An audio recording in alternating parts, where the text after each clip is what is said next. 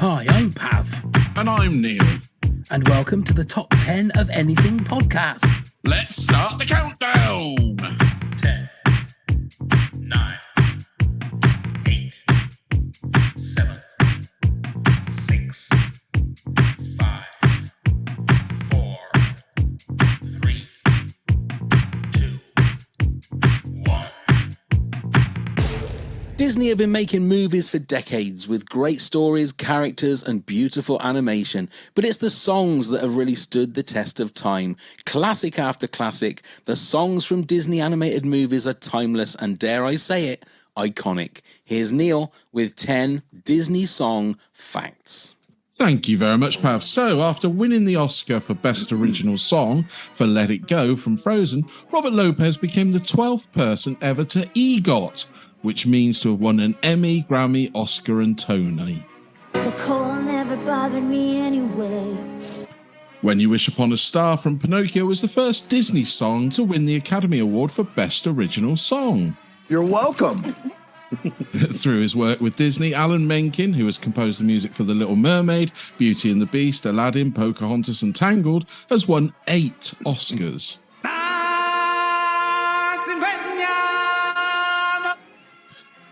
The animation movie Beauty and the Beast was originally not intended to be a musical. Bibbidy Bobbidy Boo. Can You Feel the Love Tonight was almost cut from The Lion King because it did not fit the film's father and son theme. What's this? What's this? The melody for Peter Pan's beloved classic The Second Star to the Right was originally written for Alice in Wonderland. I see an elephant fly. Snow White and the Seven Dwarfs was the first movie in film history to ever release a motion picture soundtrack. O'Malley the Alley Cat. There are more Elvis Presley songs in Lilo and Stitch than in any of his own movies. One slick gets done. Car's song in the Jungle Book, Trust in Me, the Python song, was originally written by the Sherman Brothers for Mary Poppins. He's a tramp. And the iconic ballad, Part of Your World, was almost cut from The Little Mermaid. That's it. Cruella de Vil. Thank you very much, Neil. A pleasure. Thank you very much for some very interesting facts there. Wonderful. Before we introduce our guest for tonight, I've just got a little message that I received from a listener. It just says, "Hi, just wanted to say a huge thank you for your podcast. I have long COVID and I've had to rest a lot, which is incredibly boring. Your show makes that much more fun. I've even decided to do top 10 of positive things anytime I'm struggling. Keep going. Carol from Leeds." So Carol, thank you very much. That's very, sweet, very Carol. sweet of you. Lovely. So that's a positive note. Now, I've got a feeling when we introduce our guest, there's going to be some negative notes. But, ladies and gentlemen, comedian, writer, host of the Price of Football podcast, ladies and gentlemen, Mr. Kevin Day is with us. Yes. Hooray! Hello there. Hello. Very good facts there. Very good. Very much. And also a couple of songs that I had to strike out of my top 10. I'm really delighted to be here, but I have a bone to pick with you both. I get asked to do a lot of podcasts. Yeah. And I tend to say yes, because I think podcasting is the most democratic thing that's happened to broadcasting for a long time. But most of that I get asked are football podcasts. And I can do those in my sleep, to be honest. I love doing them. I love talking about football, and I love the sound of my own voice. I have my wife's words ringing in my ears from 5 minutes ago, which is, it's not your podcast, it's somebody else's podcast. Let them have a go. But when you asked me to do this and we decided to do Disney songs, I thought, this is lovely, culturally important thing to do. But that'll probably take me half an hour. I'll sit down, knock 10, and literally you've lost me 5 days of work. I'm literally in the last 5 days. I've got all this is reams of paper. I've got crossings out. That's what we love. We love seeing people that are prepared. And then yesterday, my wife was working away for a couple of days. She came home yesterday, so we were sitting at opposite ends of our big work table, and she looked up and said, "What are you doing?" And I said, "Well, I'm compiling the list of my top 10 Disney animated songs." And she went, "Oh, what are they?" So I said, well, leaving aside the fact we've been married for nearly 30 years, so perhaps you should have some idea of what my top 10 Disney songs are. Although she did get number one, right? She then went, well, no, you can't have that. No, that's a terrible choice. So we ended up discussing, and so she wants me, in case our friends and family listen, to move out.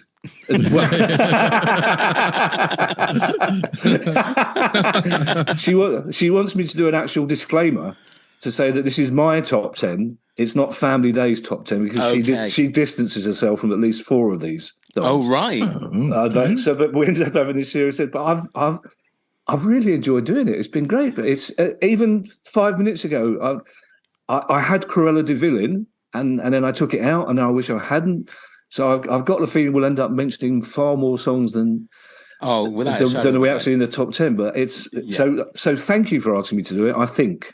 Well, I hope so by the end of it. But we've always said these lists are an ever-evolving list because certain ones you do.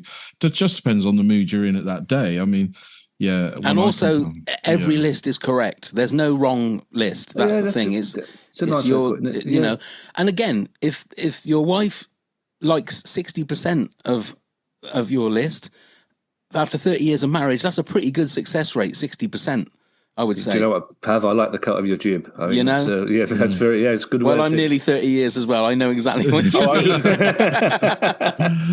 I know exactly what you mean. I was really excited to do it. So I'm glad. This is a compliment. You're obviously much younger than me, but I was expecting somebody much, much younger than me who might have been doing this in a kind of postmodern, ironic way. It's already clear that you're not, which is brilliant. Oh, no. Because Disney... I know there are elephants in the room. I don't mean Dumbo. Hey. Get out of here, you're welcome. But Disney, for me, throughout my life, has been a source of joy since I was a kid, and a source of joy for hundreds of millions of people. And when I was a kid, I hate summer. I still hate summer. There is a point to that. I hate summer, and I hated it as a kid. The only consolation for me as a kid was on the May bank holiday and the August bank holiday.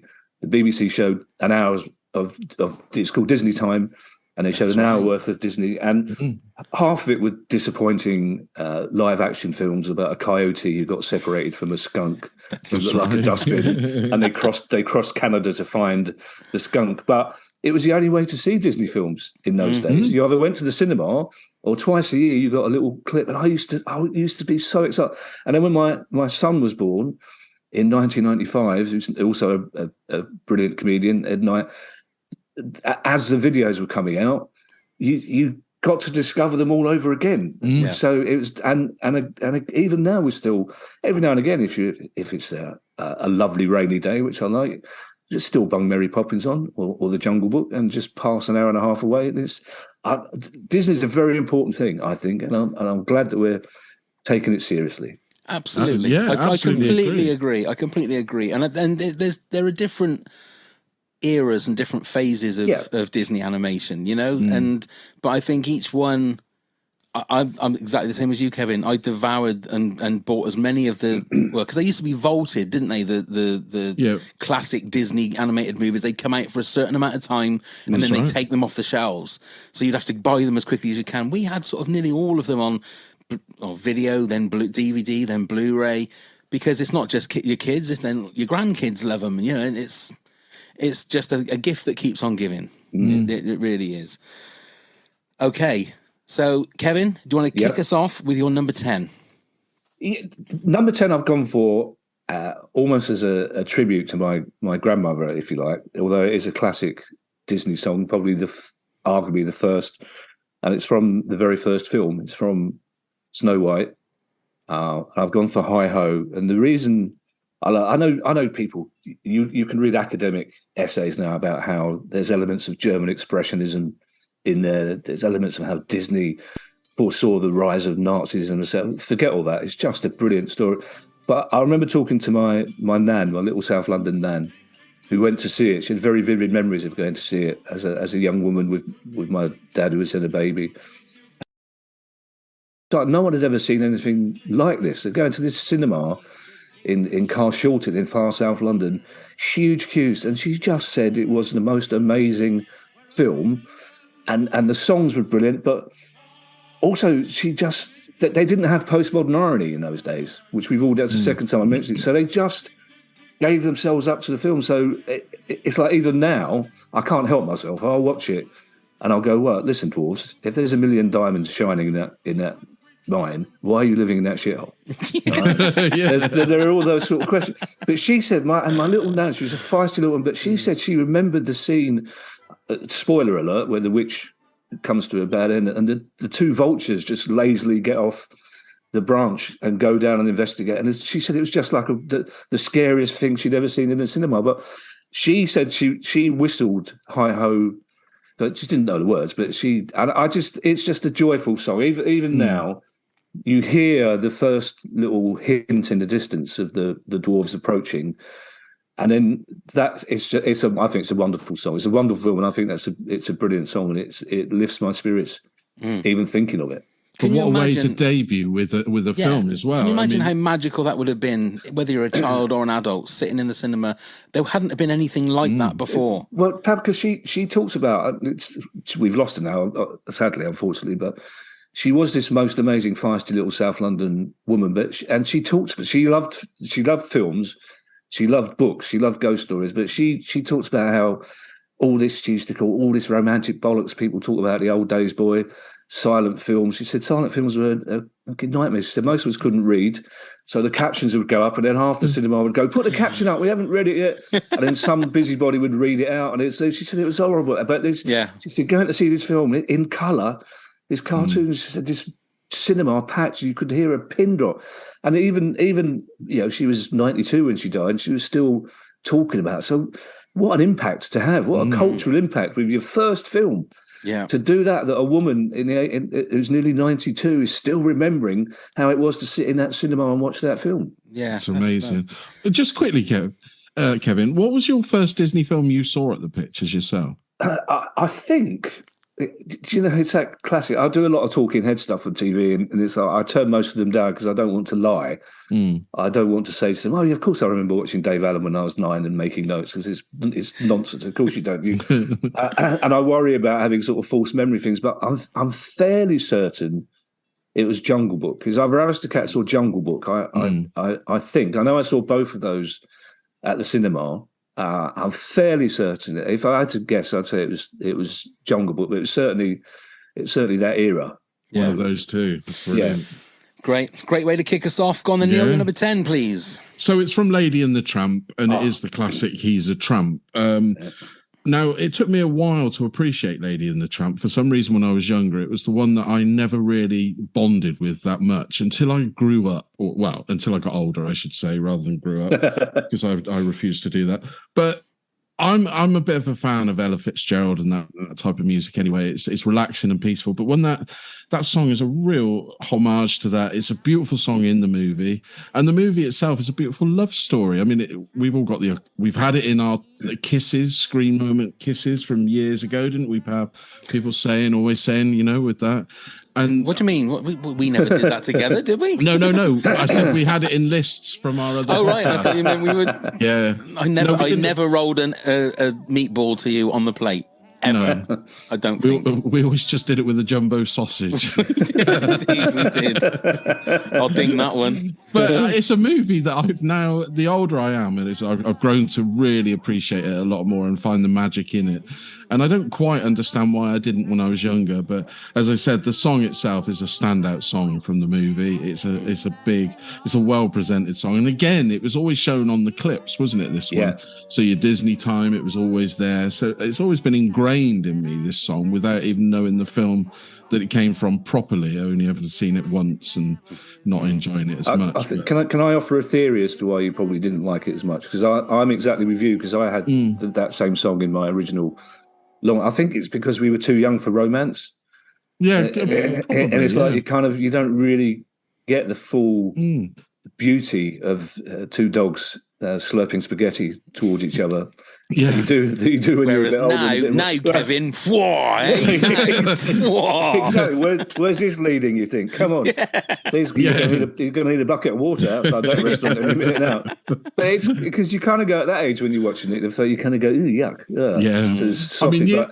I was going to say years ago when they watched the romantic bit in the movie, before my time, my dad always speaks about it, is when anyone the antagonists on the screen started to kiss, they'd all start stamping their feet as children, and it would get faster and faster until the kiss had finished. So the same funny. sort of thing, I'd imagine. Yeah, it's a good one though. It is a very good. Is it Ella Fitzgerald that sings it? I'm not entirely sure, to be honest. I'm really not. I'd have to have a look. I mean, there's a lot in that caliber that could have done it as well, isn't there? Yeah. I mean, Etta James and people like that. Yeah, So absolutely. Well, Disney, they were never afraid of using modern cultural references and music at the time. That's why you can almost, without knowing the dates of the films, if you know anything about music, you can watch most of them and go, okay, that's early 70s or that's mid 60s, just by the general mood music of the film. So it was kind of it wasn't always sort of sloppy 30s 40s type classics. He was always trying to keep up to date. I wonder I almost put it in, but I thought it'd be cheating because like Fantasia, I sort of, the first time I came across classical music was watching clips of that film on Disney time, because like we had a lot of classical music on adverts, but you didn't really know that at the time. But some earnest Blue Peter presenter who was presenting Disney time would say, "This bit is from the Rites of Spring by Stravinsky," and you go, "Oh well, okay, that's brilliant." And again, Fantasia is the most astonishing film. Yeah, but also to present it with a soundtrack of the most amazing, the likes of Tchaikovsky and Stravinsky. You can't think somebody in 1940 would have been saying to Disney, "Are you sure about this?" And he went, "Yeah, this is going to work," and it does, and it still does. Exactly. And Old Spice music will always be Old Spice music to me. I don't care what the actual music is. Whenever I hear it, it's Old Spice music. Yeah, I think it's Carmina Burana, wasn't it? The Old Spice. It was. If Mr. you say Orff. so. To me, it's Old Spice. Yes, Mr. Orff. Okay, so my number 10 is from Beauty and the Beast. It's Be Our Guest. So, I mean, I've chosen mine as well, not just for the song, but for where it is in the movie and what the animation does. That's my fifth, I'm going to tell you. That's your number 5, okay. Yeah. I think total clarification, I hate the remakes that they've done, the live action remakes. They seem pointless, not a waste of money because they've made a lot of money, but I don't understand why they're doing. But the animation in this particular song, in the original Beauty and the Beast, is phenomenal. Now, this was when it was like the second golden age of Disney, when it went from Beauty and the Beast, Lion King, Aladdin, that whole run of amazing movies that they had. It just is. Jerry Orbach is the guy that's singing it. Now, he was Baby's dad in Dirty Dancing. That was him. I think it was Law and Order as well. I think in America, and it's just from start to finish. It is just exquisite. Like not a single frame is wasted, and it is beautiful from start to finish. But a great song. I was going to say, we're talking about all of that bit. It was originally they wanted to put it in for best film. It was the first time that a Disney film was pushed to go in the best film category rather than best animated. Right back then, it wasn't, but they really pushed for it. Yeah, I found that out in the facts I was reading. Oh, right, okay. I do have a Beauty and the Beast song at number 6. I absolutely agree with you, Pav, about the remakes. I think that might be an age thing, but my song is from the remake. It's not in the original, but the original film, I agree. As a comedian, we very rarely laugh. Yeah, because you're too busy sort of second guessing what the comedian's going to say or what the actor's going to say. But the relationship between Cogsworth and Lumiere, the clock and the candlestick, in both films, I have to say, but in the animated film, and there's a throwaway line when they talk about a piece of furniture being Baroque. And one says, well, what I always say is, if it ain't Baroque, don't fix it. It's like, it just, I find myself surprised, even it's such a brilliant line. But I agree with you. I think Beauty and the Beast was one of the last great animated classics for me, because I sort of stopped as Ed got a bit older. You kind of not lost interest, but you realise these films were going on, but you didn't sort of take yourself to see them. But I fully understand. You do wonder the amount of money they spend on those live remakes. I think Beauty and the Beast is the best live remake of them, but I absolutely get your point. When you've got this wonderful piece of work already, why do you? Because they don't really add anything to it. Although having said that, they have added a song that I've put into my top 10. So I'm totally confident. But Oscar Wilde said it's the mark of a gentleman to hold two contradictory thoughts at the same time. So there you go. But also, it's become ingrained in our sort of culture. I think The Simpsons parodied it with "See My Vest," didn't they? Yes, yeah, it's true, yeah. You know, people use it. I went to see it live. My daughter was a huge fan when she was about 5 or 6. So they came on a tour of the Beauty and the Beast musical. And I would say, you know, that song is one of probably the standout song of the show because of the set piece and Lumiere doing all of his stuff with the human. So if you've never seen it live, I would recommend that. It's really, really good experience. Excellent. Okay, Kevin, your number 9, please. Well, I did have Cruella de Vil here, which is a great song, but I crossed it out. I've gone for The Wonderful Thing About Tigger, which is from Winnie the Pooh and the Blustery Day, and this is partly That's my 7, by the way. Is it really? Okay. Well, I find myself when I was making this list trying to find excuses, and I go, well, this is partly because my son loved this song so much. But sod that, I don't want to. It's actually a brilliant song, and it's a song that's still. And also Tigger, I love the fact he spells it T-I-G-G-E. And I love the fact that this character, who is so full of himself, is also an idiot. He gets things wrong, but he's so. And it's such. It's just a wonderful song. You can't not sing along with it. And also, I've clocked already that you two have got a fairly childish sense of humour. My son had this little Tigger toy which bounced up and down. And when he was about 8 and getting slightly bored of it, he realised if he turned it horizontally, it looked like Tigger was having sex. And my son used to play The Wonderful Thing About Tigger while Tigger was bouncing up and down. But it's just what I defy. It's one of the joys of music. I've fallen in love with musicals in the last 5 years. I don't know where it came from, but I've just fallen in love with them, and I realise I've wasted a lot of time in my left-wing firebrand comedian days when I was obviously denying myself the pleasure of these things. But I've really fallen in love with it, and I defy anyone to, in whatever mood you're in, if you're feeling low, if you just start whistling The Wonderful Thing About Tiggers to yourself, it will cheer you up. Yeah, and it's a great song to sing. I can't remember what away match it was. It's a Palace away match, probably on a train to Watford. For some reason, somebody started singing The Wonderful Thing About Tiggers, and a whole coachload of middle-aged men bouncing up and down is and singing "I'm the Only One." It's just it's wonderful. Yeah. It just fills you with pure joy. Absolutely. It's one of those songs which Disney does so well in all of its songs. You know, I defy any manly man not to have the same joy as the rest of us. It's just. I was going to say, as with any great art, Disney have the ability to make it so that your heart fills with joy, and then on a sixpence can absolutely cut you to the quick and make you cry. And that's the beauty of a good Disney song and a good Disney movie.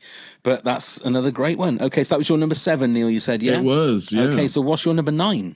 It is Following the Leader from Peter Pan. Oh, yeah, great. I mean, I love this song because, again, I'm going to bring it back to the story of my children when they were younger. It was always a problem, like most parents, for bath time. So I sang this song and got them to follow me everywhere I went before we went to the bathroom, and it worked every time. It was.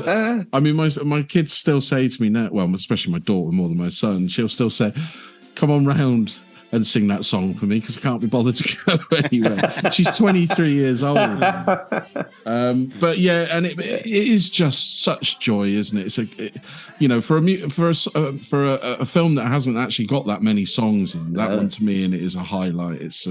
It also indicates the fact, Neil, that most children are quite dim, because it takes them 5 years to realise that this is going to end in Bath. That's right. Yeah. So this is one. Isn't Daddy's great? And where's this song going to end? Is it going to be in a camp, in a tent? Oh no, it's the Bath again. He's done it again. Yeah, but it's the fact that my daughter said, like, in the summer, you'd walk us right out and around the garden and then back in. What a good dad! Oh, you see, in the days. I mean, that's amazing, because I've heard you sing, Neil, and I mean, hey, that's the joys of Harry Disney. Styles. I'll give you that. Well, no, Barry Styles, Nobby Styles. Hey, don't you knock his singing voice? But he was a great dancer. I mean, he was, yeah. Yeah, but it was just all Disney songs. You don't have to be a great singer. You can get involved and go for it. I mean, yeah, it's just fun, isn't it? It's just that's what it's all about. We don't want to lose that essence of fun and people just enjoying the songs that they want to enjoy. So yeah, very good. Okay, my number 9 now. It's from a sequel, but it's more prevalent to what is in the musical, like the stage musical. So this is "He Lives in You" from The Lion King 2, but it's also in the Lion King musical. And see, I don't know how many people have seen The Lion King 2, because it was just straight out on video, I think. It was a straight to video one, yeah. But it's got some amazing songs. I mean, The Lion King has got some amazing songs on it, but there's just some. I'm the same as you, Kevin. Neil went to the theatre quite a lot, sort of pre-COVID, didn't you, Neil? Absolutely. I was always one that never bothered, but I've been sort of like seduced by things like Lin-Manuel Miranda and stuff like that. Yeah. And I've tried my hardest not to make this top 10 another top 10 of Lin-Manuel Miranda songs, because it could quite easily have been for me. But when I went and saw The Lion King, I think I've seen The Lion King 3 times now, in various different theatres, and it's just magical. And you cannot do anything but like shed a tear when the music starts kicking in.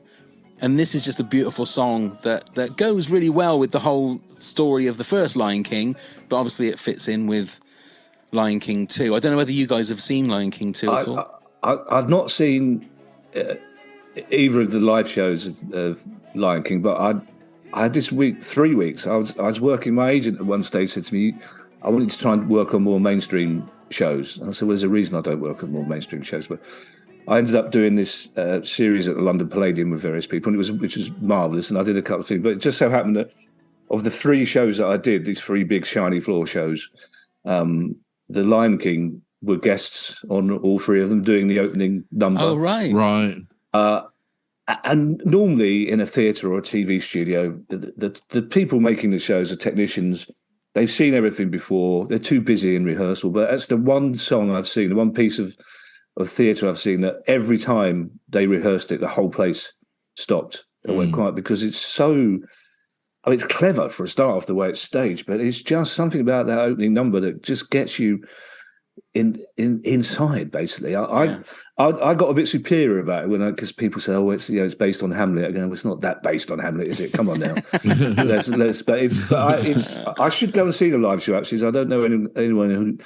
And also the makeup is just spectacular when you see that. And he's My one issue of going to see musicals sometimes, of course, and seeing them in rehearsal is that you've got all these fit young people who are just ripped and are happy to wear loincloths, and so there's always that issue. You can only breathe in for so long while you're watching them. But the costumes and the makeup in that were just, I think, probably worth the money alone, I would guess, to see it live. Yeah. I mean, I've only seen it the once, and it was a bit marred by after the interval. I suddenly got an ear infection. Oh right, I was trying to watch it.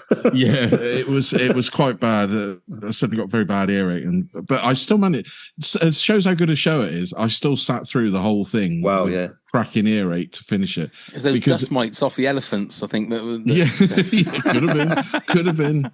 But it's a phenomenal show. It is a phenomenal show. Whenever I say to people they should go and see it, I never tell them like what the start is, because I feel like you have to not know and just experience that whole, like, the circle of life bit at the start. You just have to.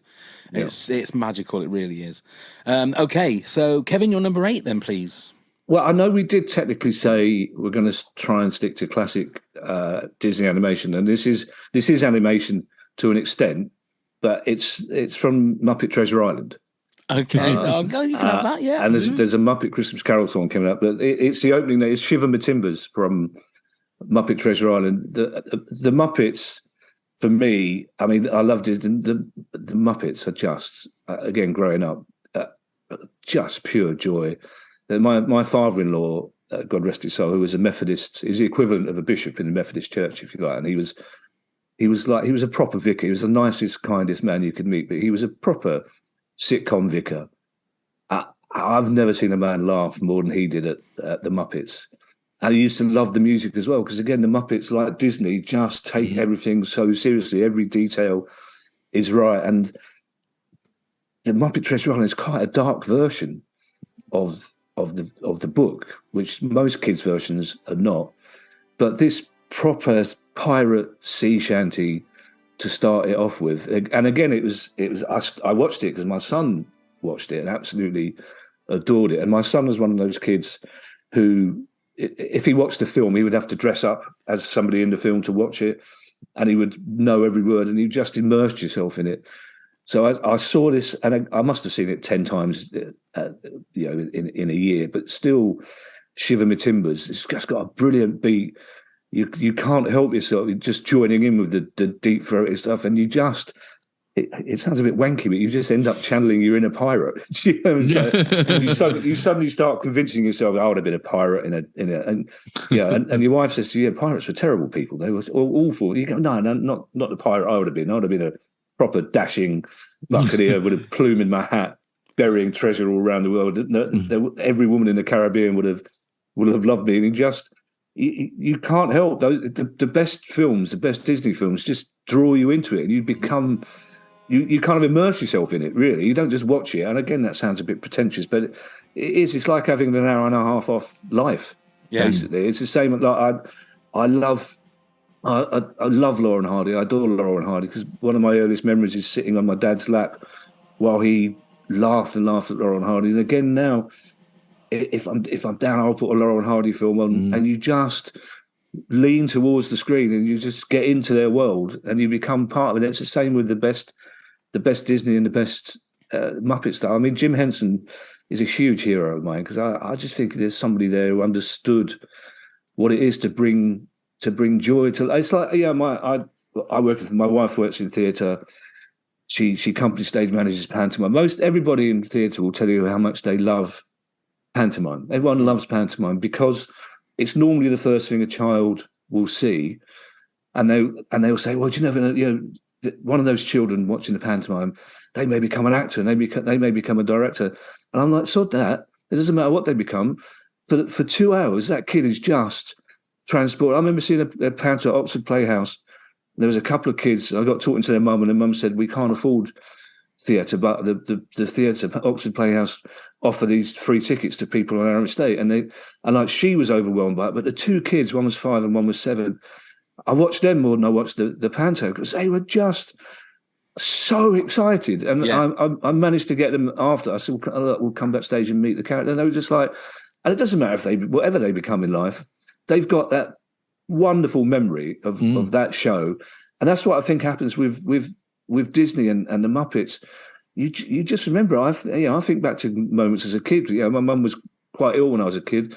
I think back to moments where you just put all that to one side and you're just swept up in this magical world. And and the older I get, I used to think the older I get, the more I would sort of become cynical about it. But in fact, the older I get, the more important I think it is to bring magic into people's worlds, to bring music, to bring colour, to bring joy, to bring happy endings. My wife's just been working on a show in Bath, Theatre Royal, Roman Holiday, a musical based on the classic film, and it's not changing the world. It's not bringing down governments, but for you come out of it singing all these Cole Porter songs that they've added, and you're just happier for a day or two because you've had this 2 hours, and that's what the Disney and the Muppets and people like that do for you as well. And don't you feel that's what the world needs at the moment? Yeah, I think it always needs it, but I think without a doubt, there's a brilliant.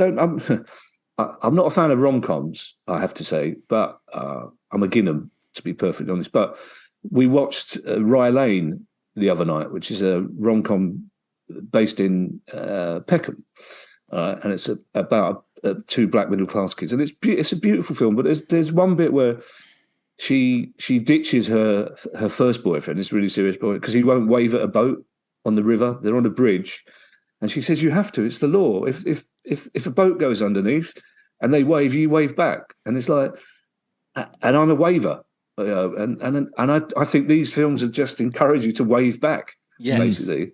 Yeah, that's a lovely analogy. Yeah, I like that. Completely agree. And the other thing is, if you want to come back, Kevin, we have to do top 10 Laurel and Hardy. Oh, absolutely. We'll do it off the back of this. Because I'm amazed with the amount of people that don't know who Laurel and Hardy is or are not fans. So if you're, I know that Neil is a massive Laurel and Hardy fan. I was brought up on Laurel and Hardy. That's what we've got to do. That's a future one.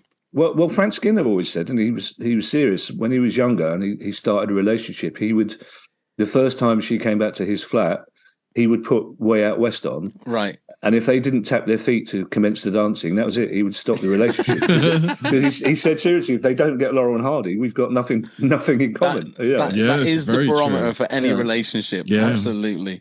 And as I've said before, myself and Pav did a fine interpretation of the dance. We did live on stage for one of our live podcast shows. Yeah. Yes, we did. It did take us about 3 months to rehearse it. Christ, we sweated on that, didn't we? Oh my God! But it was so much fun. It was. Right then, Neil, you're number 8. So it's from Pinocchio, and it's Give a Little Whistle. And again, like Kevin said, it's one of those sort of songs that is straight away sort of embodies upliftment. It makes you happy. In a film that Pinocchio that still gives me the EBGBs, and it's only a reminiscent from being a child. The whole bit when he was taken and swallowed by the whale and everything. Yeah. I still feel quite traumatic now when I watch it and when I did then. But Give a Little Whistle. I mean, you hear the burly workman still whistle, don't you? It's a strange phenomenon. You still hear people whistle along. I don't know whether you two are a fan of Pinocchio yourself. I mean, I do like the movie. I love that movie. When You Wish Upon a Star was my original long list.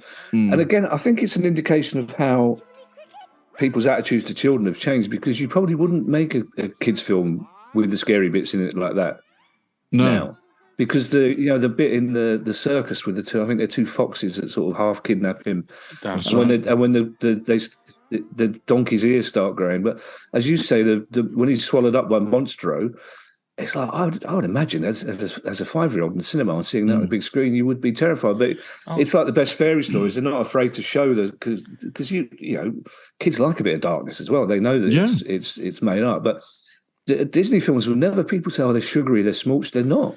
They're really not sugary or schmaltzy. We've said a million times the forest scene in Snow White is one of the scariest moments in cinema history. Yeah. They take you to real dark places. But also Pinocchio reminds me of the Double Bill cinema Saturday mornings. Yeah. I mean, I'm sounding like my dad now, but Pinocchio with the Golden Voyage of Sinbad together. There you go.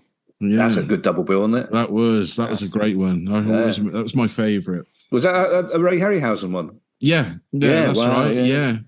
Yeah. I think it had Caroline Munro in that one. Oh, lovely. See, Pav loves them. Oh, I love Caroline Munro. Yeah. Okay, so that was your number 8, Neil. Yeah, it was. Yeah. Okay, so my number 8 is from The Little Mermaid, and it's Under the Sea, with Sebastian the crab.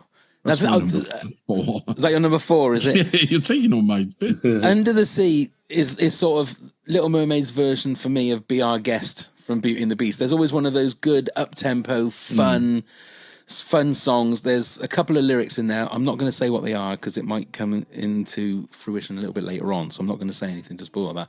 But I'm not a massive fan of The Little Mermaid as a movie, but as a song, I think it's got everything that is great about Disney, especially with the animation. It's colourful, it's fun, it's just got some great imagery. It's got some great lyrics in there. Like I say, I'll come to that a little bit later on.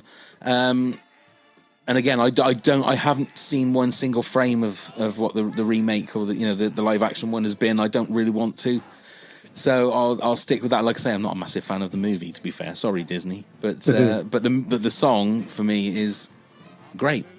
It is, and it's another one of those, like you said, those big sort of crowd pleasers, like Be Our Guest. But it's also like Disney aren't scared to use different styles of music as well. I mean, it's got a very reggae undertone to that Under the Sea, hasn't it? So even though I've just been playing the absolute wrong song underneath it.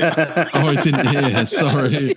Yeah, for copyright reasons. Yeah. I was playing my number 7 instead of number 8. So there's a spoiler. I didn't hear it, thankfully. But yeah, that's what I like about Disney. They change. They have the same sort of tempo of those songs, the same sort of beats and everything. How the song works, but they're not scared to change the style of music wherever it may be in those. And I really admire them for that. I mean, there's a lot of Disney haters and everything, what they are. but you can't deny they do this sort of thing so bloody well, don't they? Yeah. With everything that Kevin was saying earlier on, at the moment, the trendy thing to do is to shit on Disney. It's like everything they do just gets totally ripped apart in certain sections of YouTube, and because it gets clicks, it's better to shit on Disney because they get more views, if you like. Well, to be fair, you can understand some of those, but Disney themselves have taken it on board with reissues when they've decided not to take stuff out that is controversial. Like, you mentioned in Peter Pan, there's a song in that, "What Makes the Red Man Red," which my son used to like. And even 20 years ago, watching it didn't really occur to me that it was an issue. But when people say, actually, and you go, actually, you're right. But so what Disney do, and it's an easy excuse to say the films are of their time, but I think Disney have done the right thing in that they put a disclaimer at the start of the new DVDs or the new Blu-rays or whatever it is, you young people, saying, stereotyping was never right. It wasn't right then. It's not right now. But we'd rather leave it in to show you what the attitudes of the time were than just take it out. So I can understand why some people, but I think it's an argument, isn't it? It's about divorce. It's an old argument about divorcing the art from the artist. I mean, it's like Caravaggio is one of my favourite artists, but he's the most despicable man you could ever meet. But you have to have that in the back of your mind. So there is some things that, yes, will come across as stereotypical now, and we know that Disney himself had views that we wouldn't share. But at the same time, he and his predecessors created this most amazing legacy. And like you say, it's very easy to criticise Walt Disney you're going to get less clicks for celebrating Disney than you are for having a go at Disney. You are, but I think I will argue forever that it's culturally relevant, but also just joyful. And for me, that outweighs the understandable reservations that some people have about the films. I get that, but in the same way that you can look at Dad's Army and you can kind of go, "Oh, what, really?" It's like you have to view everything in context. You can't.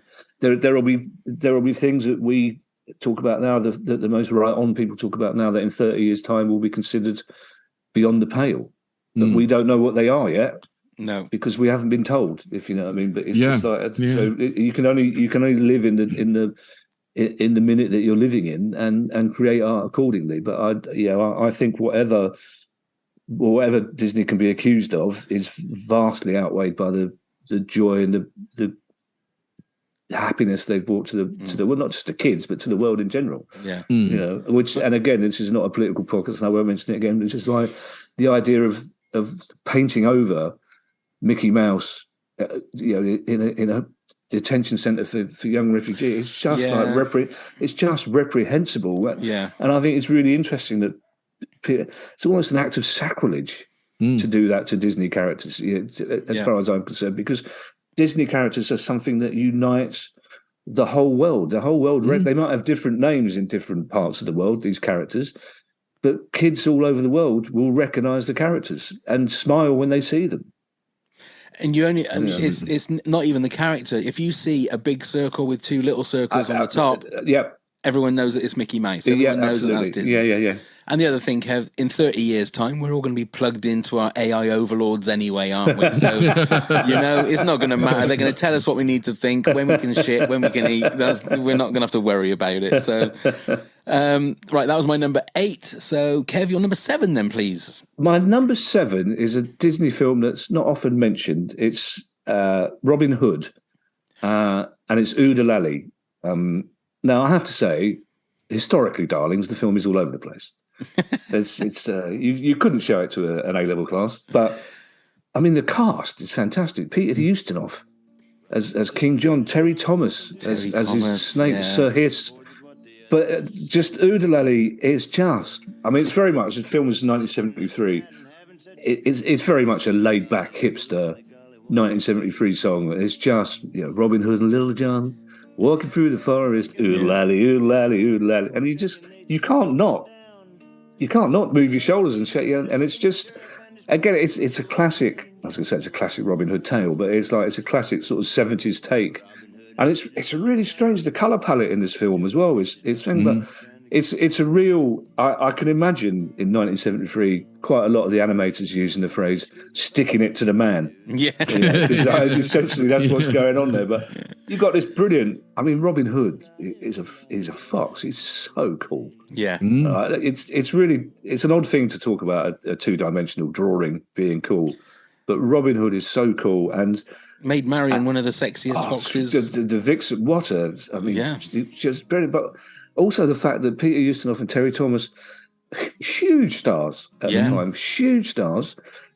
clearly having the time of their life. It would have been very easy to phone that in and take whatever money they were paid for, but clearly having the time of their life, hamming it up as these two inept villains. And King John is such an inept villain. If things go badly, he starts sucking his thumb, which is just really funny. And it's really collided because Sir Hiss keeps trying to hypnotise him, a bit like the snake in Jungle Book, and he has these kaleidoscopic eye things going on. It's really. It looks like a film from 1973, and it sounds like a film, but Oodalali is it's just the most jaunty song. Yeah, it's just you can't not sort of move your shoulders and do the sort of Paul Whitehouse walk as you're moving along. It's a great song, and it's not a film that many people sort of put in their top 10 in their Disney, but it's right, and it's funny as well. It's genuinely funny, and I just love the fact that you got this various selection of animals in Sherwood Forest, and like some of the guards are rhinos for no apparent reason.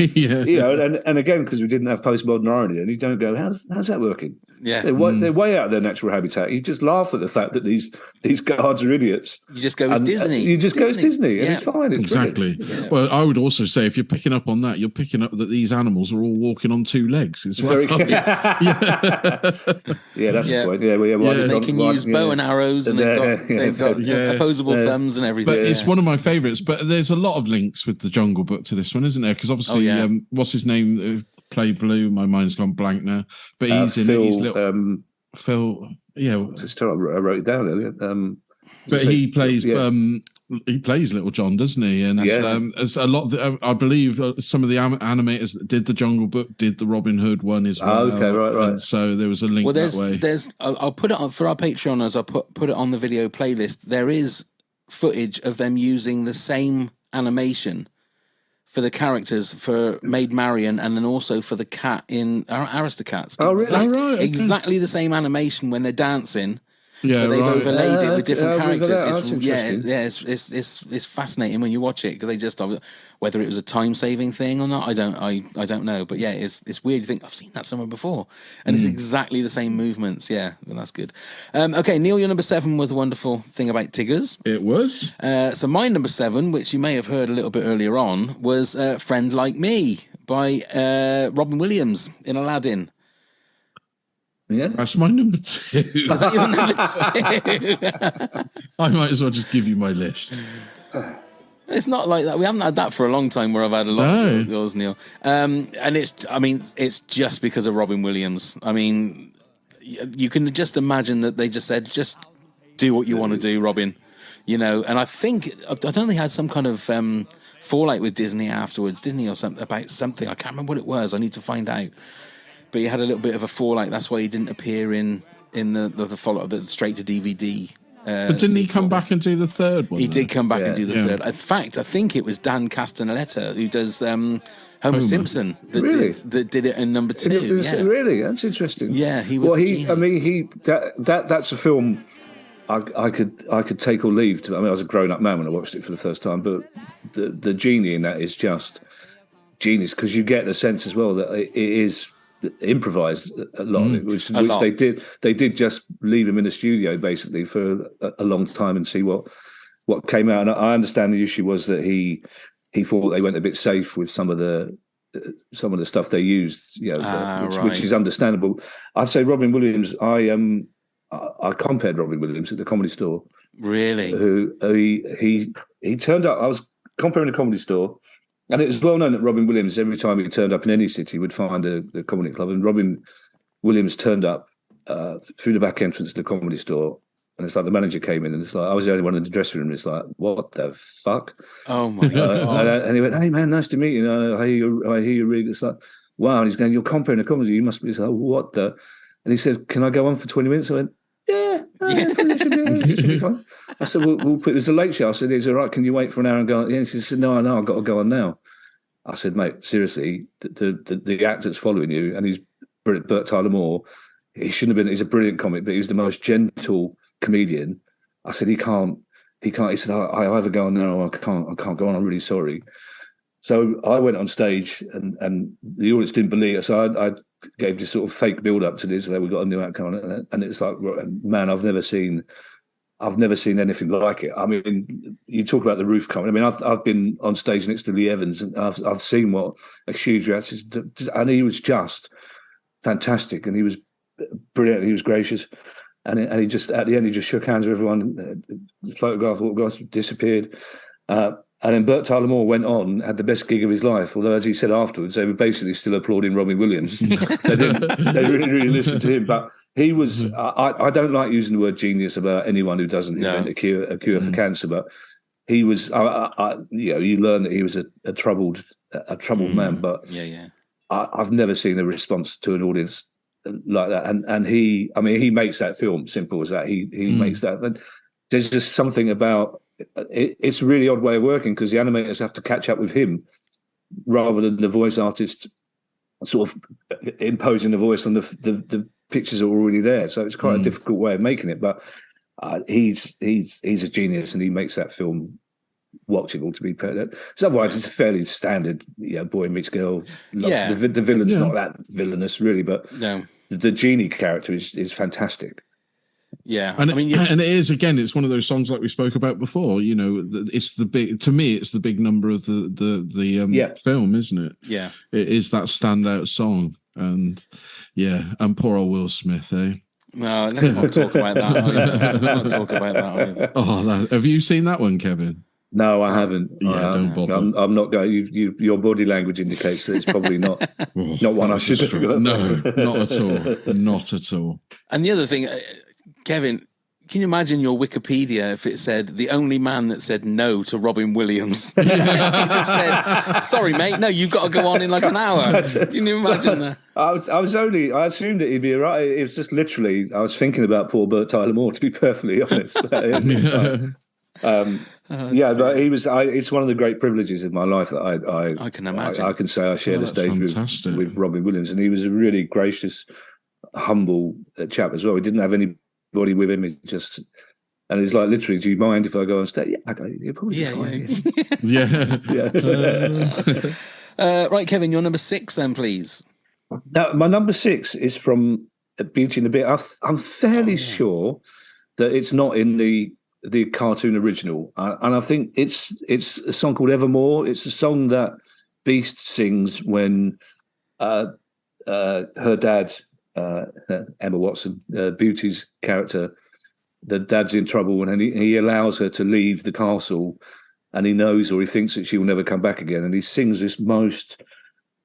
I actually well up thinking about it. It's the most beautiful ballad. He's got this brilliant tenor, baritone voice, and he's at the top of the castle, and he's resigned himself to the fact that he and the rest of the people in the castle are going to be doomed forever, that the curse will never be broken. And it's a song that belongs in any, if it was in Les Mis, if it was in 42nd Street, if it was in Guys and Dolls, you'd go, that song absolutely belongs there. And it stops me, and because it is, I have to say, that's the only one of the real life animation films that they make that I think is worth the journey, to be honest. I think it's, if I hadn't seen the cartoon, I would go, this is actually a really good film. And there's some stonking big set piece numbers as well. The Gaston pub song, and there's some great characters. But I'm like a lot of South London working class men. I'm quite sentimental. Don't mention the old mum in my pub. Everyone's got that. Don't mention the old mum. I'm quite sentimental, but I do. And again, I think that song was one of the reasons I started to think, actually, some music in some films does make it better. And I can hear it in the background now, and it's just like it's a. I'm not trying to make you cry, Kevin. No, honestly. it does. I do. I don't mind admitting that I do. I'm far more sentimental than my wife, and she'll just occasionally just tut and go, "Oh, he's off in the." It's like the end of the Railway Children. She just leaves the room when her dad gets off the train in the Railway Children because I'm just going to be a mess for 5 minutes, you know. But it's just something about the depth of his voice as well. It's just a great tune, great words, great context. It's one of the great musical songs as far as I'm concerned. Yeah, great one. Absolutely. Okay, then Neil, you're number 6. So it's from The Lion King. We've spoken about that before, but it's Hakuna Matata. It means no worries. That's what it means. That's what it means. That's what it means. But, you know, again, it's the same old adage as we've been talking before about all the other movies.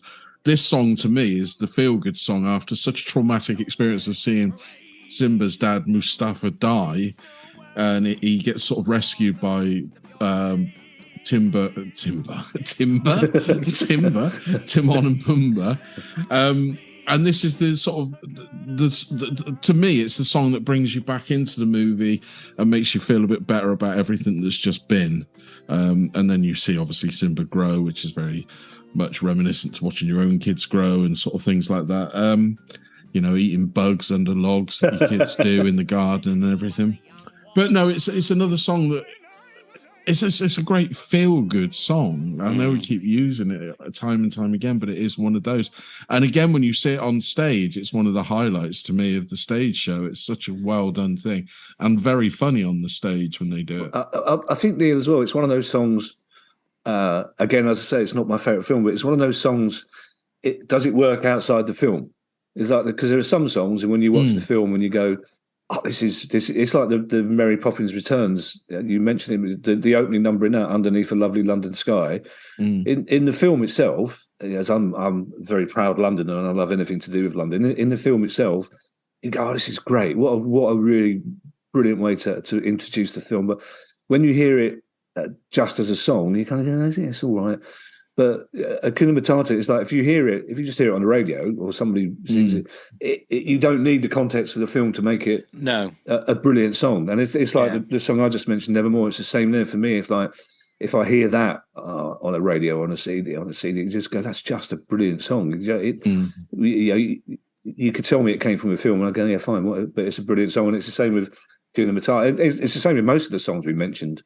Oh no, they stand alone, exactly, yeah, which is important in terms of their artistic value. Have you seen the Book of Mormon, Kevin? I haven't. I wish I highly recommend. Okay, I'll recommend one back to you, which is Operation Mincemeat in the Fortune Theatre, which is it's a new musical based on a rather grisly story of a 1943 World War II deception scheme where they disguised a dead tramp as a British Marine who had secret papers on him. So it's quite a grisly story, but they turn it into this wonderful musical, basically.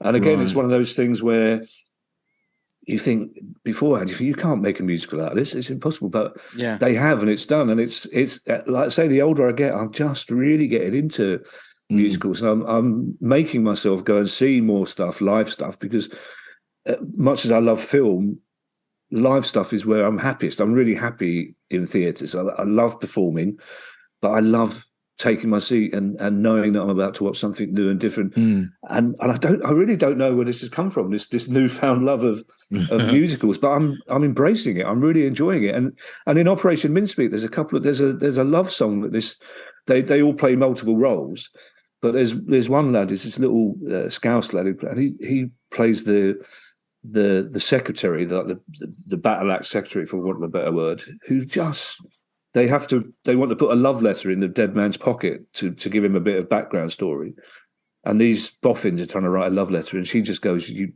don't understand, and she sings this song about the love of her life who was killed in World War One. And it's just, again, I thought I was going to have to. Luckily, it's the last song before the interval, because I thought otherwise I'm going to have to leave or tell people my hay fever's got really bad. You know what I mean? But I think 10 years ago I would have just been staring cynically at my feet. But I don't know.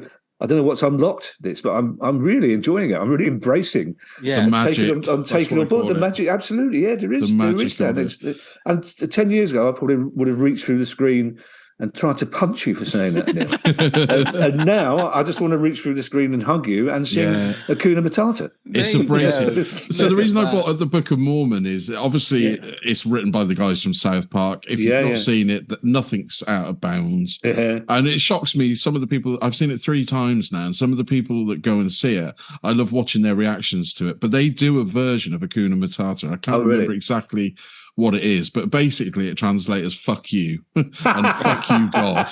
Yeah, it's honestly, it's so good. I say to anybody who gets the chance to go and see that musical, you will not be disappointed. The songs, every song in it is fantastic.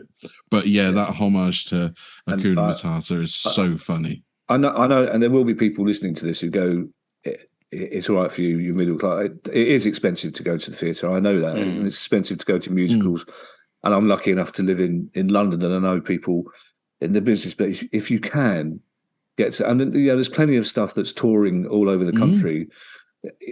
And most theatres will do tickets at accessible prices. You might have to jump through a few hoops to get them, but most theatres will get you tickets at 10, 20 quid. If possible. And I do realise how expensive it is, and I know it's such a shame that it's out of the reach for a lot of people. So I went to see Dear England last week, the Gareth Southgate play at the National, which was great. But they make this whole play about we want to encourage football fans who have never been to the theatre before to come to the theatre. It's like, well, in that case, don't charge 68 quid because it's too much. And then charge 8 quid for a bottle. So I understand that these things are out of the reach for a lot of people. But if you can find a way to just get yourself into a theatre, because it's so different as an experience, and it is.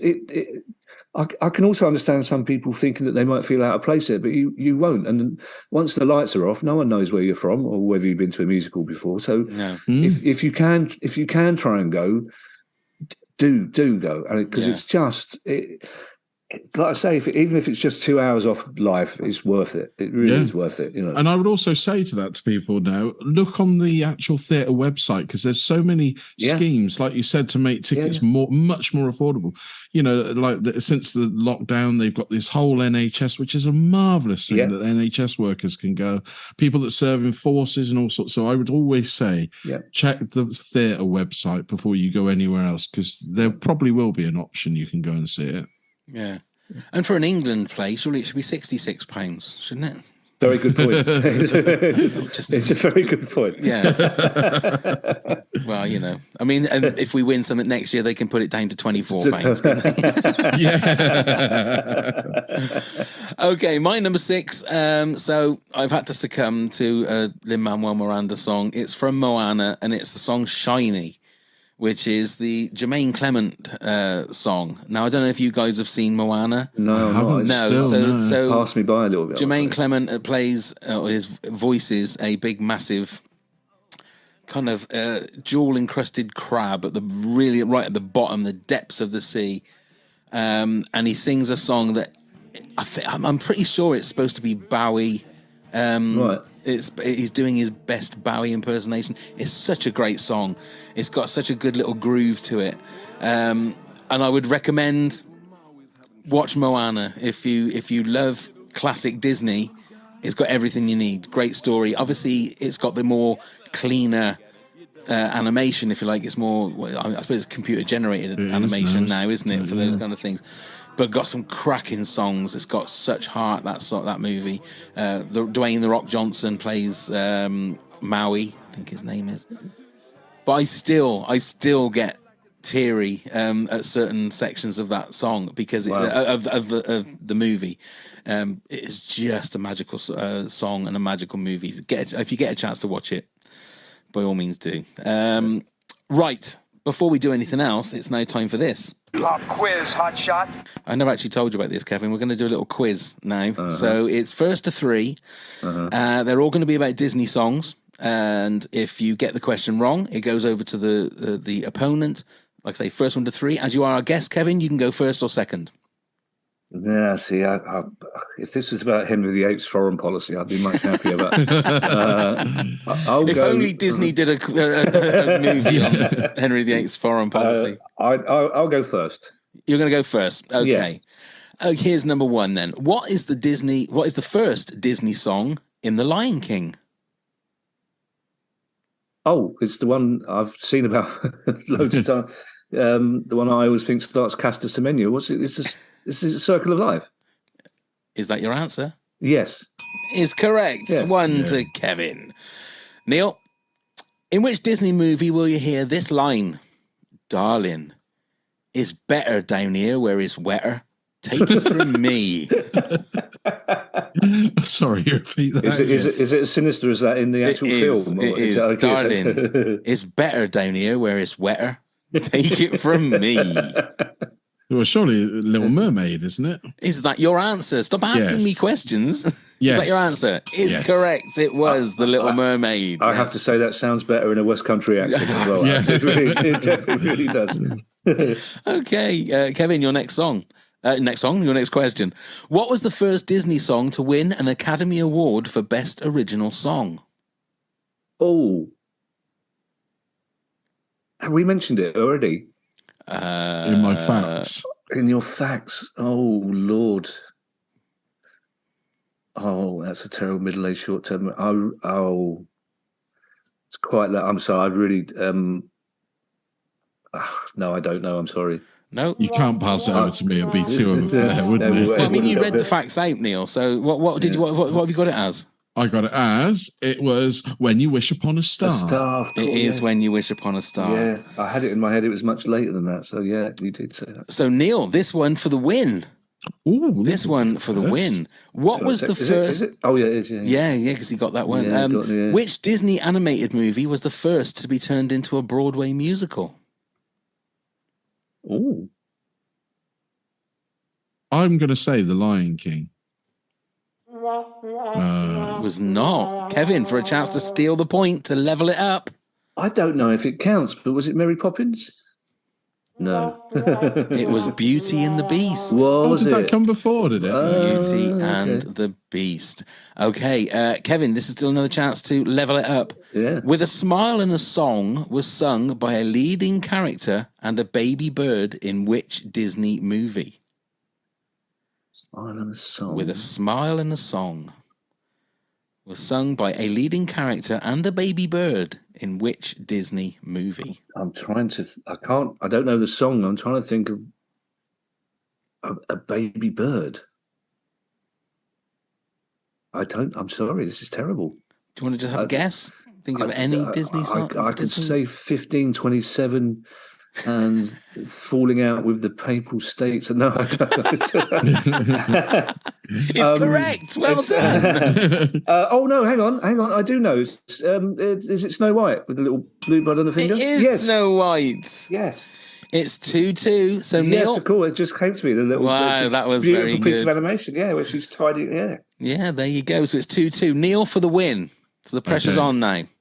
In which Disney movie does a beautiful princess sing A Tale as Old as Time? Oh, it's Beauty and the Beast. Yeah. It is not. Which beautiful princess? So Kevin for the win. Oh, which beautiful princess sings A Tale as Old as Time? Is there a princess in Beauty and the Beast? Why do you keep asking me questions? I'm asking the questions. Yeah. Shit. Yeah, I've suddenly twigged now. I thought it was the teapot that sang that. It's the teapot that sang the Beauty and the Beast song where the first line is A Tale as Old as Time, but there's a song called The Tale as Old as Time, sung by a beautiful princess in which movie? Sleeping Beauty. Kevin wins 3-2. An historic comeback there. Absolute historic comeback. Well done. Very Spursy. Very Spursy. You were 2-1 down and looking at defeat in the face, and you came back roaring 3-2. Well done, Kevin. That's a good omen for the Ashes. That is a good omen for the Ashes, indeed. Okay, back to the work in hand. So, Kevin, what's your number 5, please? Number 5.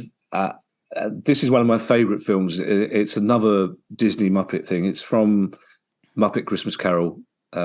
It's Scrooge's song, the song that introduced. I'm obsessed with Christmas. I love Christmas, partly because I think it won't take a pub psychologist to tell you why. I was 3 when my dad told me there was no Father Christmas because he couldn't. I know. He was wrong. Anybody listening to this, he was absolutely wrong. I once told Simon Mayo off live on air because he said he met his theory that there was no Father Christmas, and he quite rightly got loads of complaints because people were listening to it in their car with their kids. So it's like I love Christmas. I'm really far too obsessed with it. It never snows. I've not got a log fire, so none of the things I want to happen really happen. But it's my favourite time of year, and I love Christmas films. And the Muppet Christmas Carol is my favourite Christmas film by a long way. It's a really good version of the story. It's scary like the real story should be. It's funny. It's got great characters. The fact that Miss Piggy and Kermit are married to each other, the Cratchits, and they got 6 kids, 3 of which are frogs and 3 of which are pigs. Yes. Just instead of the hideous mutations they should be, it just makes me laugh. So much. The music in it, there's not a song in it that I don't love, but the opening song, Here Comes Mr. Humbug, Here Comes Mr. Scrooge, is just, and just no cheesies for us Mises. It just makes me start.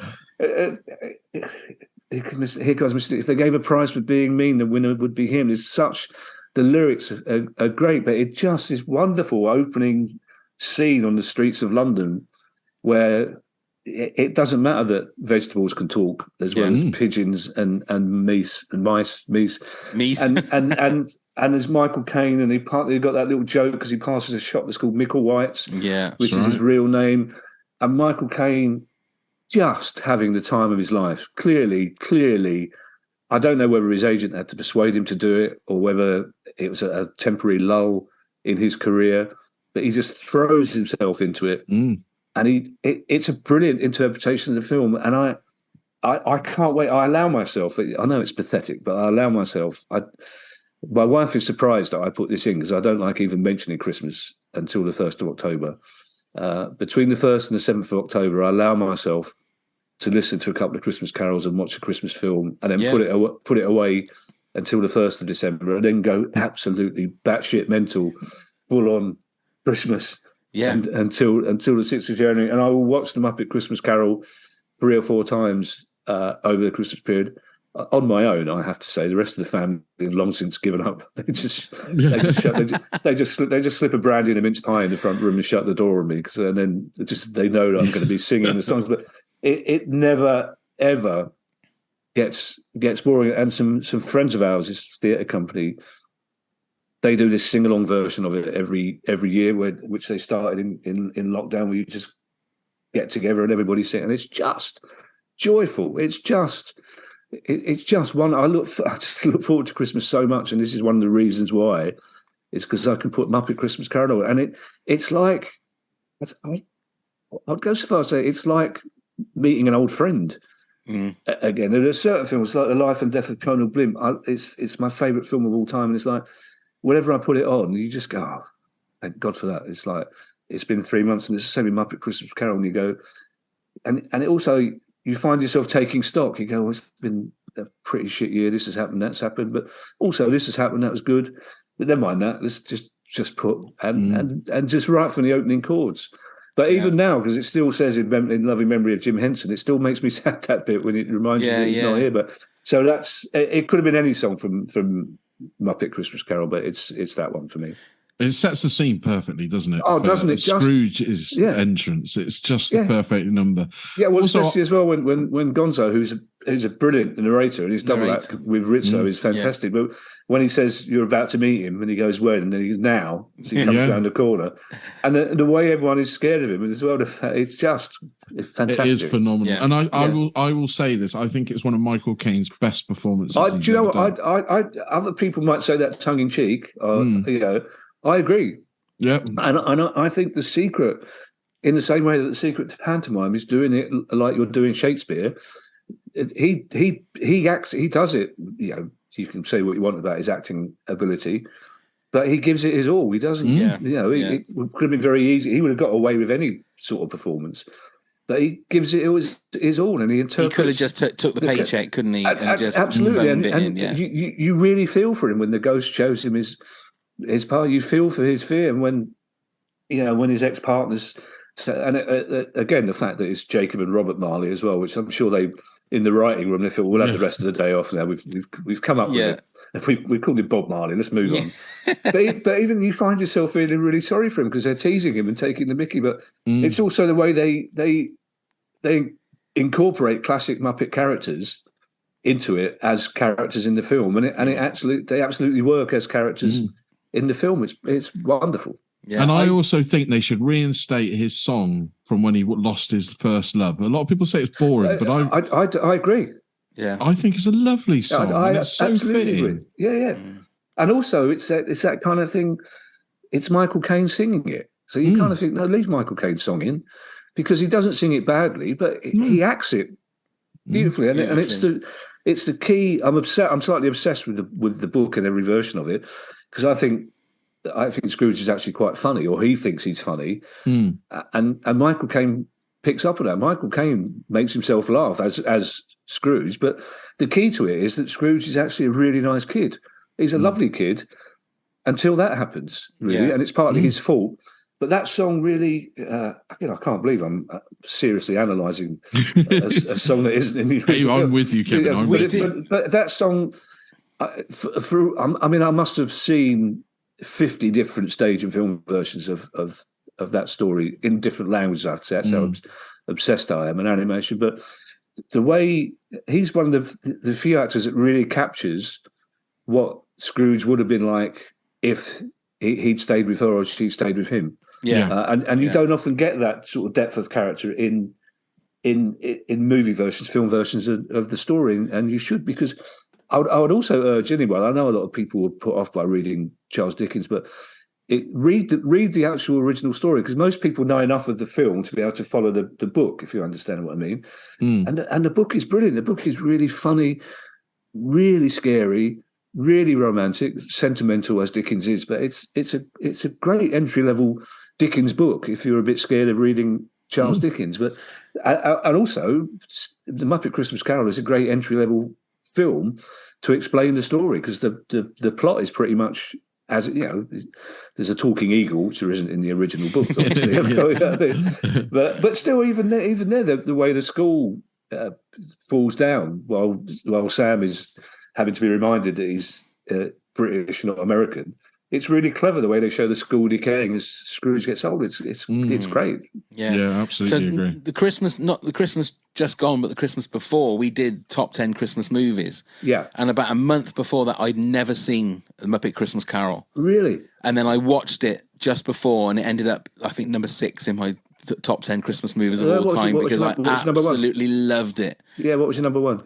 Oh God, I think it was It's a Wonderful Life. Oh no, White Christmas. You'll have to listen to the episode, Kev. Yeah, no, I will do. Yeah. I can't remember. Mine again, was most of these top 10s, it would have changed. Yeah. It's a Wonderful Life would have been my number 2. The Bishop's Wife would have been my number 1. That's a wonderful Christmas film. And Miracle on 42nd Street would have been. Anyway, let's Anyway, that's another top 10. Yeah. So Neil, your number 5 was Be Our Guest. It was. So my number 5 is, now again, it's not a specifically animated movie, but it's got animation in it, and it's Supercalifragilisticexpialidocious with Mary Poppins. I think it's Dick Van Dyke. That guy is just, I mean, I don't even think legend is the big enough word for someone like Dick Van Dyke. The fact that he's still around and the stuff that he did. Obviously, we won't talk about the accent. We won't worry about that.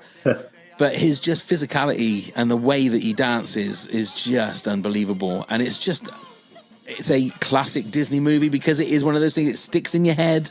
Yeah. And it's a crazy word, but everybody knows it.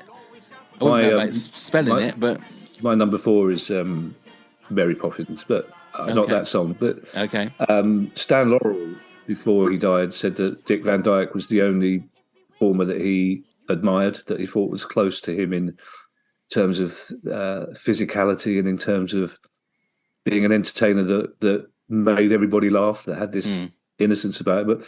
But have you seen Saving Mr. Banks as well? Yes. Yeah. Yes. The bit in that which I think is a wonderful film where they explain, because she was quite the curmudgeon, the woman who wrote Mary Poppins, but it's a brilliant scene when she says, I'm not having any stupid words, and they surreptitiously shove the music to Supercalifragilistic off the piano. It's like it's a great. We'll and he was the Mary bank manager. Poppins, Dick Van Dyke was the bank manager, wasn't he? He was indeed. Yeah. We'll talk more about that. Okay. For my number 4. Absolutely, that's no problem. And as we're going for it now, so your number 4, please, Kevin.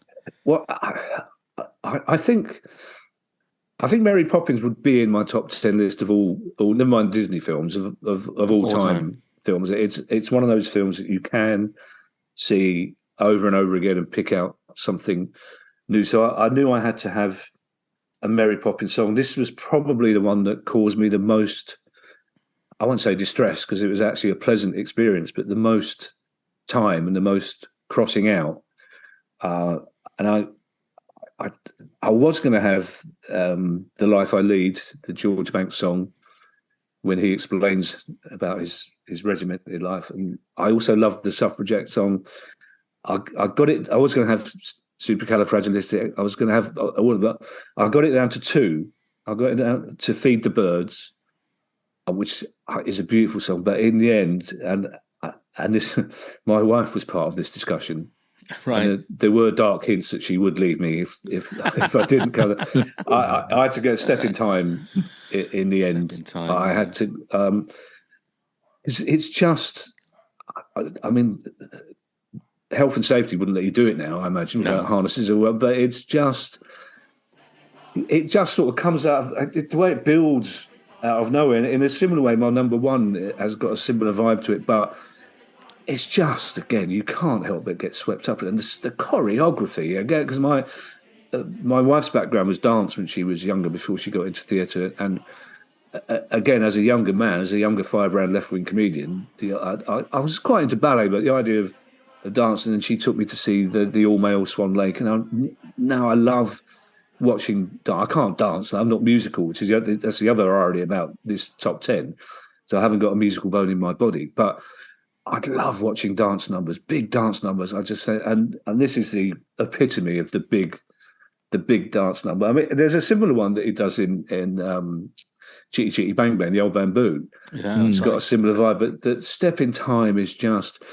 I mean, there's the number that the Lamplighters do in Mary Poppins Returns, which is clearly an homage to Step in Time, is also great. But Step in Time is just fantastic. When you're watching professional people do things that you can't do, you can either go, "No, I can't do that, so I'm going to turn off," or you can just go, "Oh my God, look at that! That's amazing! Yeah, that's amazing!" Yeah. And you think the choreography that went into it, even the choreography in some of the animated scenes as well with the penguins is brilliant. But just the chimney sweep, and of course, in reality, if younger me would have gone, chimney sweeps were just exploited, shocking. It just is terrible. They wouldn't have had the energy to dance like that on a roof. But you just go. It's one of those songs you could just go, that could be 5 minutes longer easily. Yeah. Or now what I do now is I watch it. It takes me 3 hours to watch Mary Poppins because I'll just rewind a bit, and Step in Time is one of those things you just go, I'll just rewind that. I can watch that again. Yeah. And for a film, the film that's made in 1964. Yeah. And it is, I can understand people who go, well, it's soppy. But it's a great film. It ends how it should do. Again, they take the David Tomlinson. He just so happened to look like my best mate's dad as well, which as a kid with no idea that you're ever going to be in showbiz, that's the closest you get to Hollywood. Is like when a character in a film looks like your best mate's dad. So that predisposed me to like it. But the way that they take those characters as seriously as though it was a Hollywood feature film or as though it was a Shakespeare play. It's proper characterization, and you feel for the man. You feel for this man who thinks he's in control of everything. He's part of the British Empire, but he's not in control of his own house. No, his own wife has political views that he disagrees with. His staff keep leaving him. You go, and you kind of go, well, of course they do. He doesn't pay them enough.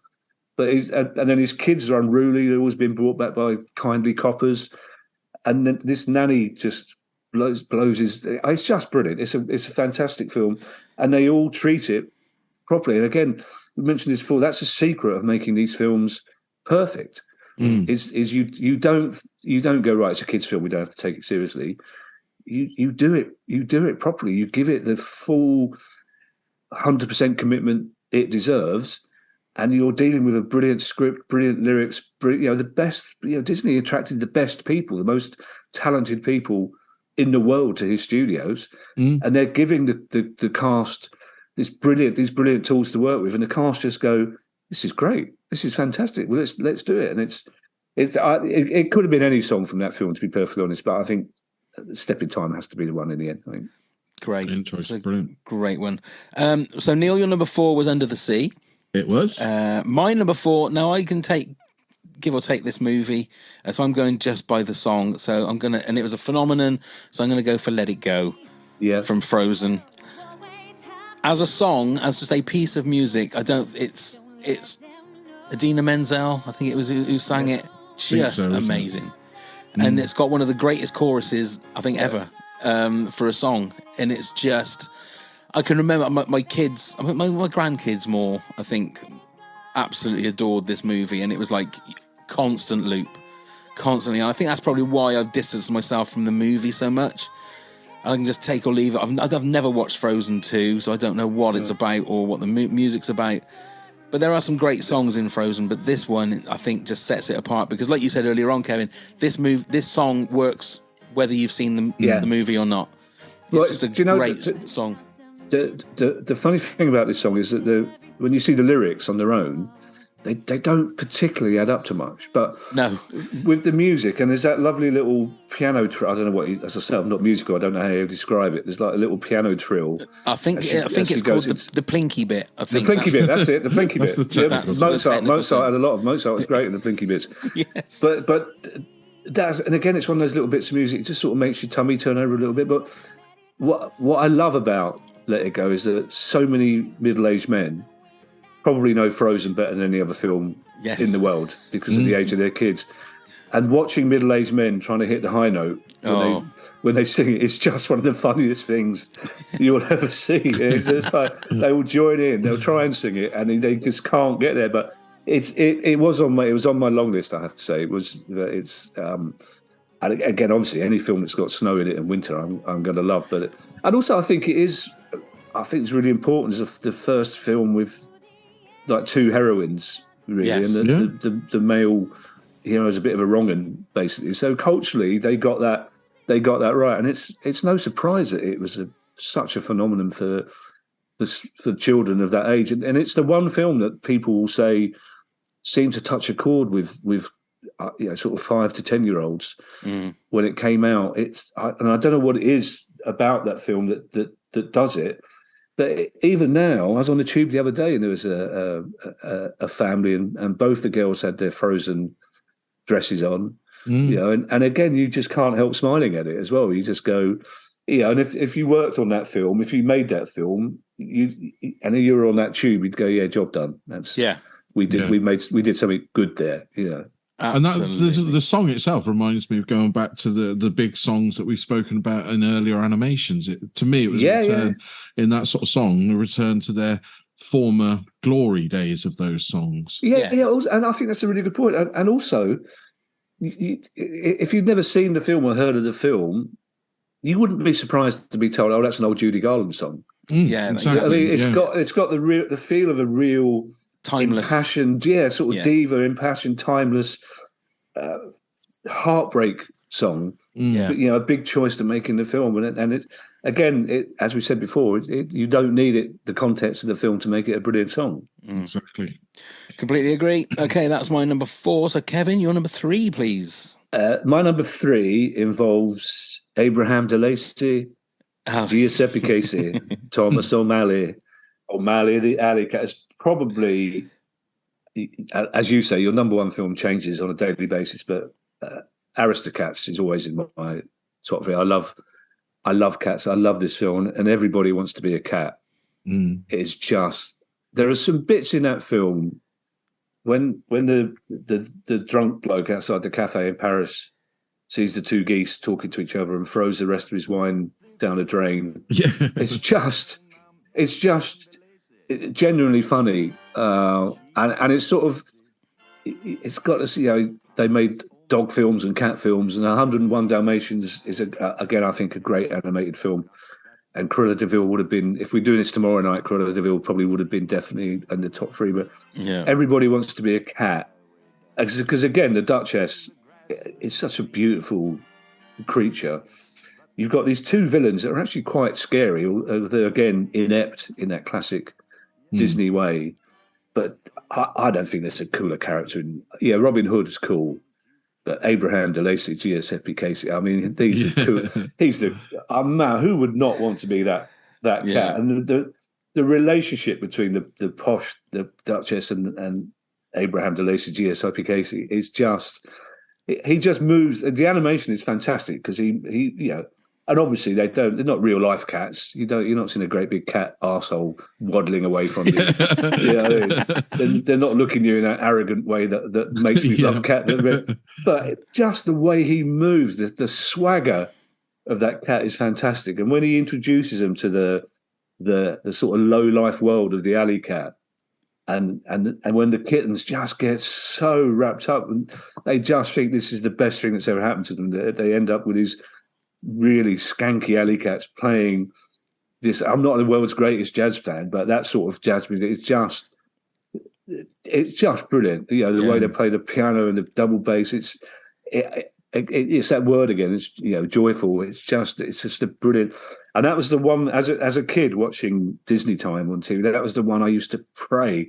I used to, please let it be that scene from the Aristocats. Please let it be that scene from the Aristocats. And it's just, you can't. It's one of those, you just kick your shoes off and start jumping up and down. It's one, and also you think it must have been. I mean, it's backbreaking work doing the actual animation. We know that, but actually recording that soundtrack, you just imagine they would have had a lot of fun. Oh yeah, doing that. And it's just. But I just love the of course, working class cat life. I imagine is very different. Now, but it seems like fun. I think part is I do adore cats. I mean, I like dogs. I do like dogs, but I adore cats. But that film, yes, I just love saying Abraham de Lucie, Thomas. You can't, again, it just puts a smile on your face, and it gives you that swagger. It does. Do you know what I remember taking? When we took my son, he's about 8, to Euro Disney, it's just like he and I. But my wife loves roller coasters. And me and my son, like the teacups, were a little bit too much for me and my son. But we went to see all the shows, and it's just like the Imagineer. What a job that is to be an Imagineer. Yeah, and the live show that they do, just fantastic. And watching it with my son, who's now a creative performer himself. But I just remember at the time, it's just fantastic. It just takes you to a different place. And this film, it reminds me of a particular time in my childhood. But it's great. The Aristocats is always going to be in my top 3 Disney film. Always. Yeah, I was late to the party with that one. I didn't see it till I was an adult. Bizarrely, I don't know why, what happened, but. Yeah, and it is straight away. You watch it and you think you're almost reverted back to being a youngster again and seeing these cartoons for the first time, and that's some of the magic we forget. If you haven't seen these films until you're an adult, to me, I was straight back and in awe of just thinking, wow. Yes, I remember seeing a double feature at the local cinema with a movie called The London Connection. Oh wow! I've never seen it, never heard of it before, or since. But it was a double, and I can remember because my grand was asleep, and we ended up watching half of London Connection, all of Aristocats, and then all of the London Connection again because my grand was just asleep. We just stayed in the cinema. Yeah, it was just stayed there for like 4 hours or something stupid. Was that a Disney film? Yeah, I think it was. The London Connection. Which that's really interesting because, like, researching for this and trying to make sure I had dates right and which came before what, I came across a Disney film I'd never heard of, even though it's set in the village in Ireland that my mum was from. It's called The Fighting Prince of Donegal. Oh, right. which is about Irish resistance to the English in the late 1590s, which is like, if I had heard of it as a kid, it had totally gone out. But there were so many films on this list of Disney films that had either passed me by or I wasn't interested in because they were live action versions. Because as a kid, you just wanted the cartoons, really. You didn't even really want the Love Bug and stuff like that. You certainly didn't want, as we mentioned before, the lost coyote trying to find his mate in Canada. You just wanted the cartoons. But they did. I've just had a look on IMDb. They did. Yeah, it's 1979. It was. Oh, okay. Was it? And for some reason, on the picture, which is sliding across, it's got a picture of the London connection, and then slides across to a picture of the Aristocats. Oh, that's strange. So it must have been a thing that was just, it was a proper double bill, but it was a Walt Disney movie. Jeffrey Byron, Larry Cedar, Roy Kinnear was in it. Was he? Lee Montague, David Kossoff, Frank Windsor, Nigel Davenport. Frank Windsor. Yeah. So you got your money's worth in the cinema in those days, I think absolutely. You could just stay there all day if you wanted to. Yeah. No one ever checked. Okay, then, Neil, your number 3, please. So it's from the Jungle Book. It's the old classic Bare Necessities. That's my number 2. Yeah, I had to put it in there because it is, to me, one of the most definitive Disney songs out there. I don't know anybody alive that doesn't know this song. It's got that sort of history to it, hasn't it? But it's a great song. Did we get the name of I can't remember his name. Phil. We should have looked it up, shouldn't we? Phil Harris. Phil Harris. Yeah, Phil Harris. He also sang Thomas Delaney. Was that him as well? That was him as well. Oh, wow. Okay. There you go. But you couldn't imagine anybody else's voice being Baloo now, could you? You really couldn't. No, Bill Murray had a good go at the live action one. Yeah. But it still wasn't the same. It still wasn't the same. Yeah, I've blanked the live action at my mind. My wife gets really cross with the film because she wants Mowgli to stay with the animals and not go back to civilization. She's really, really cross about it. But the Bare Necessity, it's just, you can hear it in the background. There's something about the beat. The words are so clever. Again, it's so much of its time. It's kind of like a hippie, rebel, stick it to the man type song. You know what I mean? But it just... prickly paw. It's just the lyrics are just... And you can't imagine anybody... Like you say, you can't imagine anybody else's voice. And also, I don't think... As you say, I don't think there's an adult alive that can't make a stab at some of the lyrics. You might get them wrong, but I guarantee that if I'm in the Parsons Arms before the Palace game and I stood on the table and started singing the Bare Necessities, they would all join. They would join in. Absolutely. If you just went, look for and then everybody go Bare Necessities. But even the simple, I remember seeing it as a kid. You don't get the simple pun on bear and bear. No, you don't. But also, he's just such a wonderfully drawn cartoon when he's scratching his back on the tree, and when that looks so satisfying, doesn't it? Doesn't it just? Oh, and the fact that Bagheera, isn't it, the panther who just disapproves, who really disapproves of their new friendship, and the bit where the snake nearly gets him hypnotized, and he gets, but it's what a brilliant character, and I would guess a lot of people listen to this. The Jungle Book would be in there. A lot of people would have it as number 1. I would say, for sure, certainly for sure, in their top 3, and even the Elephant Stone, Colonel Huffy. It's just such a. As I say, because this is one of the films I definitely remember seeing in the cinema. There's a lot of the others I think I probably caught up with when I was a bit older on TV. But I remember thinking as a kid, because this huge cinema screen, and you almost imagine the ground shaking as the elephants. And again, I love characters like Captain Mannery. I love characters that think they're clever and in control. Yeah. And are a bit pompous, like Colonel Huff, and they're not really. This is kind of the elephants. They don't care. They don't. He thinks he's got them all in this disciplined troop of soldiers, and they haven't. And I love characters like that. And he's a perfect example. But there's not a weak bit in that film. No. Until Mowgli I love the bit with the crows, the Beatles. And it's so obviously the Beatles as well. Which is like again, it's again the music is so of its time as well. But there's just a sort of wild abandon to it as well in a way. There's nothing restrained about it. It's just, I say, of its time. It's just like the colours are so bright. The songs are big. It's it's a beautiful film. And it's a good introduction again for kids to read the book. Yeah, absolutely, yeah. Because it is very close to the story, isn't it? Yeah. So, yeah. Okay, so that's your number 3 then, Neil. My number 3, this is from my favourite. It was number 1 when we did Disney animated movies, Neil. From Encanto, which is a relative new one. I could have done every song from the Encanto soundtrack because every single song is fantastic.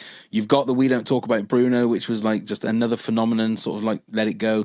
But I'm going for Surface Pressure, which was the song, I can't remember, I'm terrible with the names of the characters of the movie, but this is the one where it's the woman who's really strong, but she's carrying the whole of family on her back and all the worries and everything, and she's starting to lose her strength.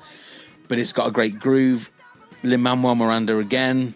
Everything he does. I wish I had £1 for every time on this podcast I've said Lin-Manuel Miranda. So do I. God, yeah.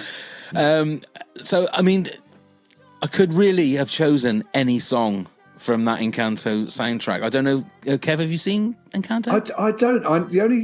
To be honest, it completely passed me by until I saw recently they're doing a live version of that as well. They're not, are they? Yeah, it's working on the live version of that. But is that the South American based one? Is that? Yeah. It's again, I think it's probably a sign of my age because I haven't got it's a great source of tension in my house. Just have a child. I'll look after it. So I've missed some of the later ones, but your enthusiasm for it is certainly. I was very. It was a COVID thing, the same as I got into Hamilton. I saw a trailer for it and I thought, well, that looks like normal, you know, Disney, later Disney kind of stuff. And then I sat and watched it with my grandson and cried nearly all the way through it. It was really? there are certain songs in it that just get you. And I'm getting jokes. I don't know what it is about that fucking bloke. I honestly, love. I think I don't know what it is, but it really genuinely there's something deep inside that I get this visceral feeling every time I listen to songs of his. And if it's any consolation, I feel the same when I look at Ben Whishaw. I'm very secure in my heterosexuality, but there are times in that Mary Poppins film, and there are times when you go, "Oh my God, I'm gonna have to hug this man." Yeah, I will watch Encanto, but I need to know it's got a happy ending because I've reached a stage. It's got a very happy ending. Yeah. Because my wife and I we agree on most things, but at the end of La La Land, I was so furious. Right? I was so furious they didn't get together. And my wife explained to me that it's important that they didn't get together. I said, no, fuck that. I want a happy ending. Yeah. I don't care about modern relationship dynamics and whether they're happy with other people. I want them to be with the person they should be with. So the one thing about Encanto which was refreshing is there isn't really a baddie. There isn't like the usual kind of somebody that you think, oh, they're definitely the moustache twizzling sort of I'm a baddie kind of person. So it's really interesting, and it's all about family. And I think it's a beautiful story. It really is, and it's just got some fantastic music, and I would thoroughly recommend it to anybody. Okay. Kevin, your number 2 was Bare Necessities from Jungle Book. Neil, your number 2 was Friend Like Me from Aladdin. My number 2, and guess what? It's a song from Lin-Manuel Miranda from Moana, and it's called We Know the Way. Now, actually, he sings part of this song as well, and this is I'm not going to say much about it. Go and watch Moana as well if you haven't seen it, because it's just a great thing. I'm getting bored with talking about Lin-Manuel Miranda, so I'm going to stop myself. But go and listen to it. It's great. Great I must song. watch it. I think it's one of the only Disney ones that I've not seen now. What, Moana? Yeah, I don't know why I've never seen it. This is a problem. Because there are 2 or 3 songs that I would class in the same thing as Let It Go. And I just didn't want to fill my top 10 up with just all these songs by Lin-Manuel Miranda because it just gets boring. Yeah. As much as I love it. I love him. I know I love him. So I don't need to put him in all the things as the top 10. I'm surprised my daughter hasn't come around demanding that I watch it, seeing that she still loves Disney now. So it's just when you see all these boats on the water and it's all their ancestors, and it's that thing that just gets you deep in the heart and just fills you full of emotion. So Disney doing its job. Disney, exactly. Maybe your daughter's worried that you'll get her dancing around the garden before sneaking her into the bath again. I think so. Questions might be asked at her being 23 years old. Yes. Yeah. Okay, before we actually announce what our top of the charts are, Kevin, if you want to give us a rundown of yours from 10 to 2, Neil will do the same, and then I'll do the same. Yes, my number 10 was Hi Ho from Snow White. Number 9 was The Wonderful Thing About Tigger from Winnie the Pooh and the Blustery Day. Number 8 was from The Muppet Treasure Island, and it was Shiver Me Timbers. At number 7, Oodalali from Robin Hood. At number 6, Evermore, the Beast's aria, if you like, from the human remake of Beauty and the Beast. At number 5, it was Scrooge's song from Muppet Christmas Carol. At number 4, after a lot of head scratching, it was Step in Time from Mary Poppins. Number 3 was Everybody Wants to Be a Cat from the Aristocats, which on a different day could have been number 1. Number 2 is Bare Necessities from the Jungle Book. Lovely. Neil? So at number 10, I had He's a Tramp from Lady and the Tramp. At number 9, Following the Leader from Peter Pan. At number 8, Give a Little Whistle, Pinocchio. At number 7, The Wonderful Thing About Tiggers from Winnie the Pooh and the Blustery Day. At number 6, Hakuna Matata from Lion King. Number 5, Be Our Guest, Beauty and the Beast. At number 4, Under the Sea, Little Mermaid. Number 3, The Bare Necessities, Jungle Book. And number 2, Friend Like Me, Aladdin. And mine is number 10, Be Our Guest, Beauty and the Beast. 9, He Lives in You, The Lion King 2. 8, Under the Sea, The Little Mermaid. 7, Friend Like Me, Aladdin. 6, Shiny from Moana. 5, Supercalifragilisticexpialidocious, Mary Poppins. 4, Let It Go, Frozen. 3, Surface Pressure, Encanto. And 2, We Know the Way, by from Moana, by Lin-Manuel Miranda. I'll say it again, ding to the pound. Kevin, what is your number 1 Disney animated song? My number 1 Disney animated song is from a film, again, I think it's an underrated one. I can sometimes understand why, but it's a film that's about books and it's about London. So it's 2 reasons why I love it, 2 of my obsessions. And the film is Bedknobs and Broomsticks, and the song is Portobello Road, which is a brilliant song in itself. It's a lovely Portobello Road, place where the riches of ages and so on, and it explores the market. But then it turns into the most unnecessary but brilliant dance number on the streets of Portobello Road and the alleyways, where you have, first of all, he's approached by clearly two ladies of the night and starts dancing with that. But then you've got sailors, you have soldiers. It's this brilliant bit where 4 Sikh soldiers come in and there's Indian-style music. You've got Scots, Highlanders dancing. You've got steel drums. And it goes on for about 8 minutes. It's just this huge melange of dance styles and ballet and all sorts of stuff. Everyone gets caught. The choreography of it is fantastic. And it just... I can't... It probably a musician would probably tell you that it's only an average song, an average piece of music, but... And it's a strange film, because any film that tries to sort of encompass a cartoon football match in a jungle with a mad lion referee and using magic to fight off the Nazis on a beach in Kent is biting off a lot. And sometimes Bruce Forsyth. Bruce Forsyth actually Bruce Forsyth as a surprisingly villainous villain. Yeah, he was. Actually. Yeah, but it's a film that's in love with books and magic. And again, David Tomlinson is in it. Angela Lansbury, who's just the best all-round song and dance film. But this musical number is just fantastic. And it's the fact that, it's early 70s, but it's the fact that it encompasses all sorts of cultures. And the fact that because as I say, I'm really proud of being a Londoner. If I could put nationality on my passport as Londoner, I'd be very happy. Right. And I'm very...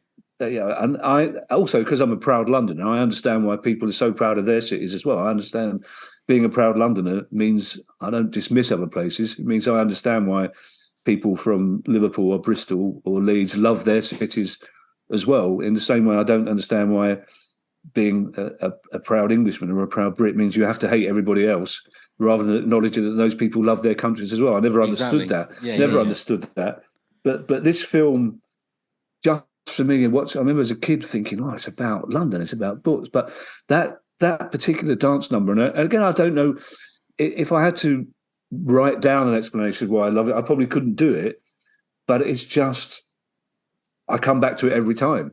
It's just like you say, it just gets you. It just, some voices, some things just get you. I will watch the film and deliberately not fast forward because I just want the anticipation of getting to that number. As a kid, I was an only child. I was absorbed in books. I used to drive my mum up the wall. My mum was a little working class Irish woman who didn't understand why I wasn't out climbing trees and fighting people. It's like, Mum, I've just got a new Just William book. I need to find out what happens with him and the Tramp. You know what I mean? Or there's a new Rosemary Saturn. It's like I was full of imagination. And Bed Knobs and Broomsticks is like, who wouldn't want a bed that magically took you around the world, took you under the sea, and took you to this? I mean, the football match is just genius animation, just genius animation. It's just fantastic. So great. With the Mad Lion and David Tomlinson trying to referee it, but that's that song, and it is a great standalone song. But that dance number for me is just it's filmmaking at its best, it's music at its best, it's Disney at its best. And I understand that it's not a film that many people would have at the top of their list. I understand that a film critic might tell me why it's not a brilliant film. That doesn't matter, and none of that matters, because to me, it's just a wonderful piece of work, and it never fails. There are certain pieces of classical music but this film and that particular song, it never fails to put me in a good mood. If I'm distressed, if I'm upset, I'll go to that basically. And I think I just think it's brilliant. It's one of those things you can just watch it over and over and over again. It's wonderful. And when the little girl played by Michelle D'Etrisse, who ends up married to Frank Spencer later on in Some Mothers Do Have Them, there's a brilliant bit where she tries to copy the Sikh soldiers dancing and she can't do it. And in a lesser film, it would look like she's taking the piss out of them, but she's not. She's paying tribute to the fact that these Sikh dancers are doing these really complicated hand and leg movements, and it's just, for its time, it's a really unusual celebration of different cultures. And it's coming from Walt Disney. It's just, for me, I kind of worked backwards from this song when we decided this was the top 10 we were doing. This would always be, nothing would ever knock that out from number one. There was always going to be an argument about 2 to 10, but that was always going to be number one. Always. That was cemented in. Great choice. Great one. Go on then, Neil. What's your number one? So mine has been mentioned already, and it is "Oh Delally" from Robin Hood. No, really? Yeah, it's my number one song. I mean, you summed it up beautifully, Kevin, on the exactly what I answered to both, by the way. I prefer Kevin, but you. Oh no, I like the fact you've been calling me Kevin. I quite like it. I always forget because I've just been speaking to somebody very recently who doesn't like being called Kevin. He just wants to be called Kev. Okay. So I'm trying not to get the two confused. All right, well, my problem is, I will answer to both. My problem is, at school I was middle Kev because there was a big Kev and a little Kev. Oh yeah. See, if I'd been big Kev, I'd be happy with the Kev. But I'm happy with both. I mean, in the 70s, quite unusually, with a name like Neil, there was another one in my classroom. So I was always known as Neil G. And I said, why is it me that's got to be called Neil G? Why can't he have Neil, whatever his surname is? I'm really surprised, but also really delighted that this is your number one song. Yeah. So you summed it up very well. And also, I mean, I'm a big fan of Roger Miller's soundtrack from the thing anyway. And it's the film that I put on in the background to just listen to. I love the movie for some reason. It's probably up there as my favourite Disney movie. Oh, wow. I really do love the film. And the other fact is, I've got a playlist, which people know about me, is if I really like a song, it goes on my playlist, and that's what I listen to in the car or whatever when I'm travelling. It's the only Disney song I've got in my playlist is "Oh Delally." Okay. And I love it. I love it when it comes on. And surprisingly, when I'm in a car with people that don't quite realise that I've got songs like that or that song on my playlist, the amount of people that say, "Oh man, I love that song," really? and not realise that, and you say, "No, it's from Robin Hood." Oh yeah. But it also reminds me of another musical that I was very fond of, and I'm still very fond of, and it was Bugsy Malone. Yeah. And the sort of music that was in that, the characters, the actors that are playing the lead roles really aren't singing a lot of the songs in there. It's Roger Miller doing them all, and it's the same with Bugsy Malone. And I really like that, and I really like the sort of music that it is. Yeah, I just think it's a little ditty, isn't it? It's because it's so short.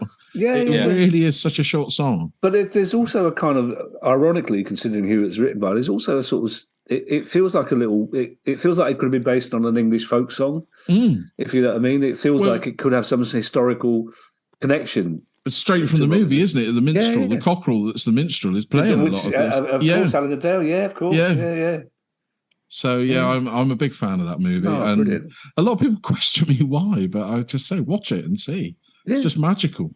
Yeah, well, also screw you. It's my it's my exactly. I'll say your top tens are they're not wrong. They're not wrong at all. Yeah. Okay, my number one. I'm going back to The Lion King, but I'm going to go for the pop version, not a pop version, but not the singing by the people in the song. I'm going for "Can You Feel the Love Tonight" by Elton John. Now, obviously, Elton John, just as we're recording this, just finished his final tour of his 330 date tour. We've actually got top 10 Elton John songs coming up in the next few weeks. So if this isn't your number one, I'll be asking why. I mean, we're going in the context of Disney songs, aren't we? I mean, it'll probably be in the top 10. But can I make a terrible admission here? So my wife, who's very musical, is a brilliant singer and a very accomplished musician, as my son is, has always loved Elton John.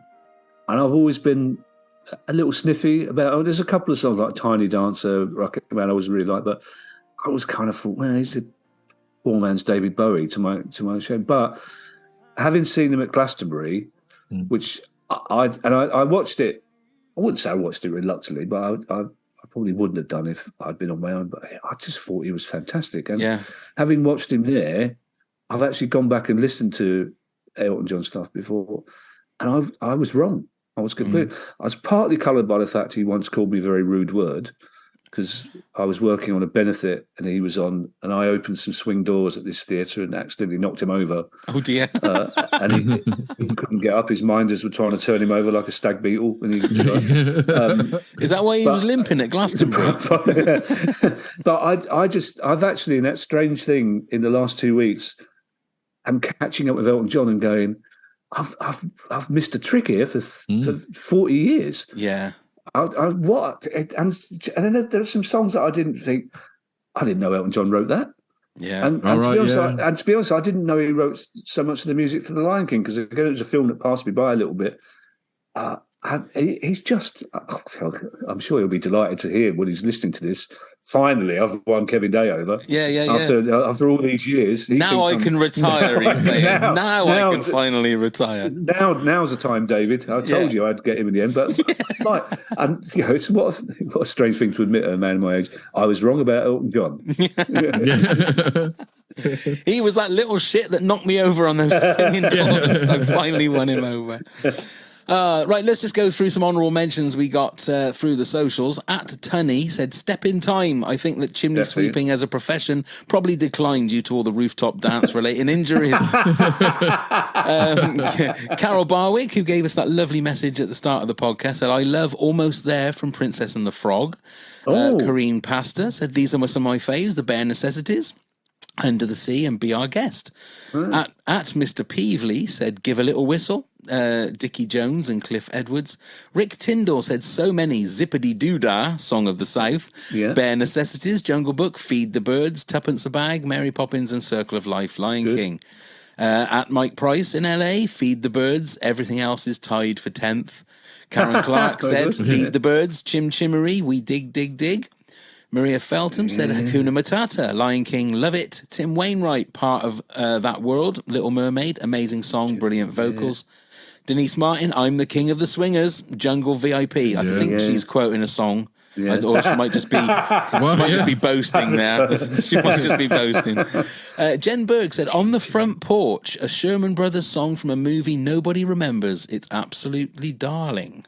Oh, what film do we know? Well, I just had a look. I think it says it's from Summer Magic. Okay. I don't know what that is. But Chim Chimney, that's that Chim oh, Chimney is yeah, another that great one. could have And been, Laura yeah. Bourne said, everybody wants to be a cat from the Absolutely, Aristocats. yeah. Underrated. At The Good and the Bad and the Dudley, in no particular order, I'm Still Here from Treasure Planet. Everybody wants to be a cat. Bare Necessities. You're Welcome. Cruella de Vil. Oodalali. Just Can't Wow. Wait to Be King. Strangers Like Me and Gaston. Maria Very Pereira good, yeah. says, Remember Me from Coco. O'Malley the Alley Cat. I Want to Be Like You. And Kelly Jo Love C said, can I have 3? Can You Feel the Love Tonight, especially the full Elton John version, Oogie Boogie Song, Nightmare Before Christmas, and more recently, Into the Unknown, Frozen 2. Oh, So there you fantastic go. choice. We've done it. I thought I was going to be the only one that had Oodalali. There you No, go. it's No, I not- thought I was it's going to be an exclusive club. Now, not only is it Neil, it's listeners as well. So I'm Yeah. really pleased. Isn't it great when you have people who engage with your podcast in that way as well, who get involved and are enthusiastic and share their choices with you? It's great. We're very lucky on that kind Yeah, of thing, we because really I always are. throw it out there thinking, well, no one's going to send me a message back, and we always get loads of great Great replies. answers, It's great to hear and what people's choices a are. lot of the time you'll also get one where you think, shit, that should have been in my top 10. Yeah. I completely forgot about that one. Yeah. So before we say our goodbyes, Kevin, what have you got going on? Obviously the podcast. I was listening to a couple of episodes during the week, and it's weird how, I mean, I love football, but the minutiae of the business behind it, part of it really frustrates me, and part of it is fascinating. So what made you start that podcast? We both agree it's been bafflingly successful. To be honest, the reason we started it is this producer from Five Live got in touch and said, I'm thinking about doing a podcast about football finance. I went, well, good luck with that. Let me know how it goes. And he said, I'd like you to host it. I said, look, mate, I know nothing about finance, and legendarily, I know nothing about money, which is true. And I'm just irresponsible. I'm not good at it. He said, well, I've heard you talk about that. That's why I think you'd be ideal for it. Because the phrase he used was useful idiot, basically. And he said, I want to pair you with this guy called Kieran Maguire, who's the country's leading football finance expert. Yeah. If he told me at the time that Kieran Maguire, country's leading football finance expert, was a Brighton fan, I wouldn't have done it. Oh, right. Because I'm childish enough to, I wouldn't have done it. But it took 4 weeks before Kieran. We just seemed to touch a chord. I think it's because our first week was the week when Berry was going bankrupt. Yeah. And Kieran was able to throw some light. I just think what it is, it just reflects a disconnect between the vast majority of football fans and the vast majority of the way football is presented to us. It's like most football fans, like Neil, you're a Spurs fan. I don't know who you support. Liverpool. You're a Liverpool fan. Yeah. So, both successful clubs in different. Kieran always says that Spurs, as a business, are the most successful club probably in the Premier League. Yeah. But I think it just, our pod indicates that football fans are football fans for different reasons. That most of us are hopeless romantics. Most of us love the history of our club. They love the kit. They love the players, and they're terrified of the fact that money is taking that away from us in a way. And also, our pod, we're as likely to talk about a Scottish third division team as we are to talk about Manchester United. But both of us have been baffled by how successful it is, and how we had an interview with James Brown today, the ex-editor of Loaded. We've got the leading policeman, I can't remember his name, is Chief Constable, someone who's coming on to talk to us about. We've had politicians, we've had all sorts of people, but it's fun to do. It's also depressing. So, but the book of the pod is coming out on the 12th of October, which is it's called Unfit and Improper Persons, and it's an idiot's guide to running a football club. Which basically we take a pub team into Europe essentially and examine football finance from there. I'm writing a musical. Really? Yes, which is, as I've mentioned, I have no musical talent at all.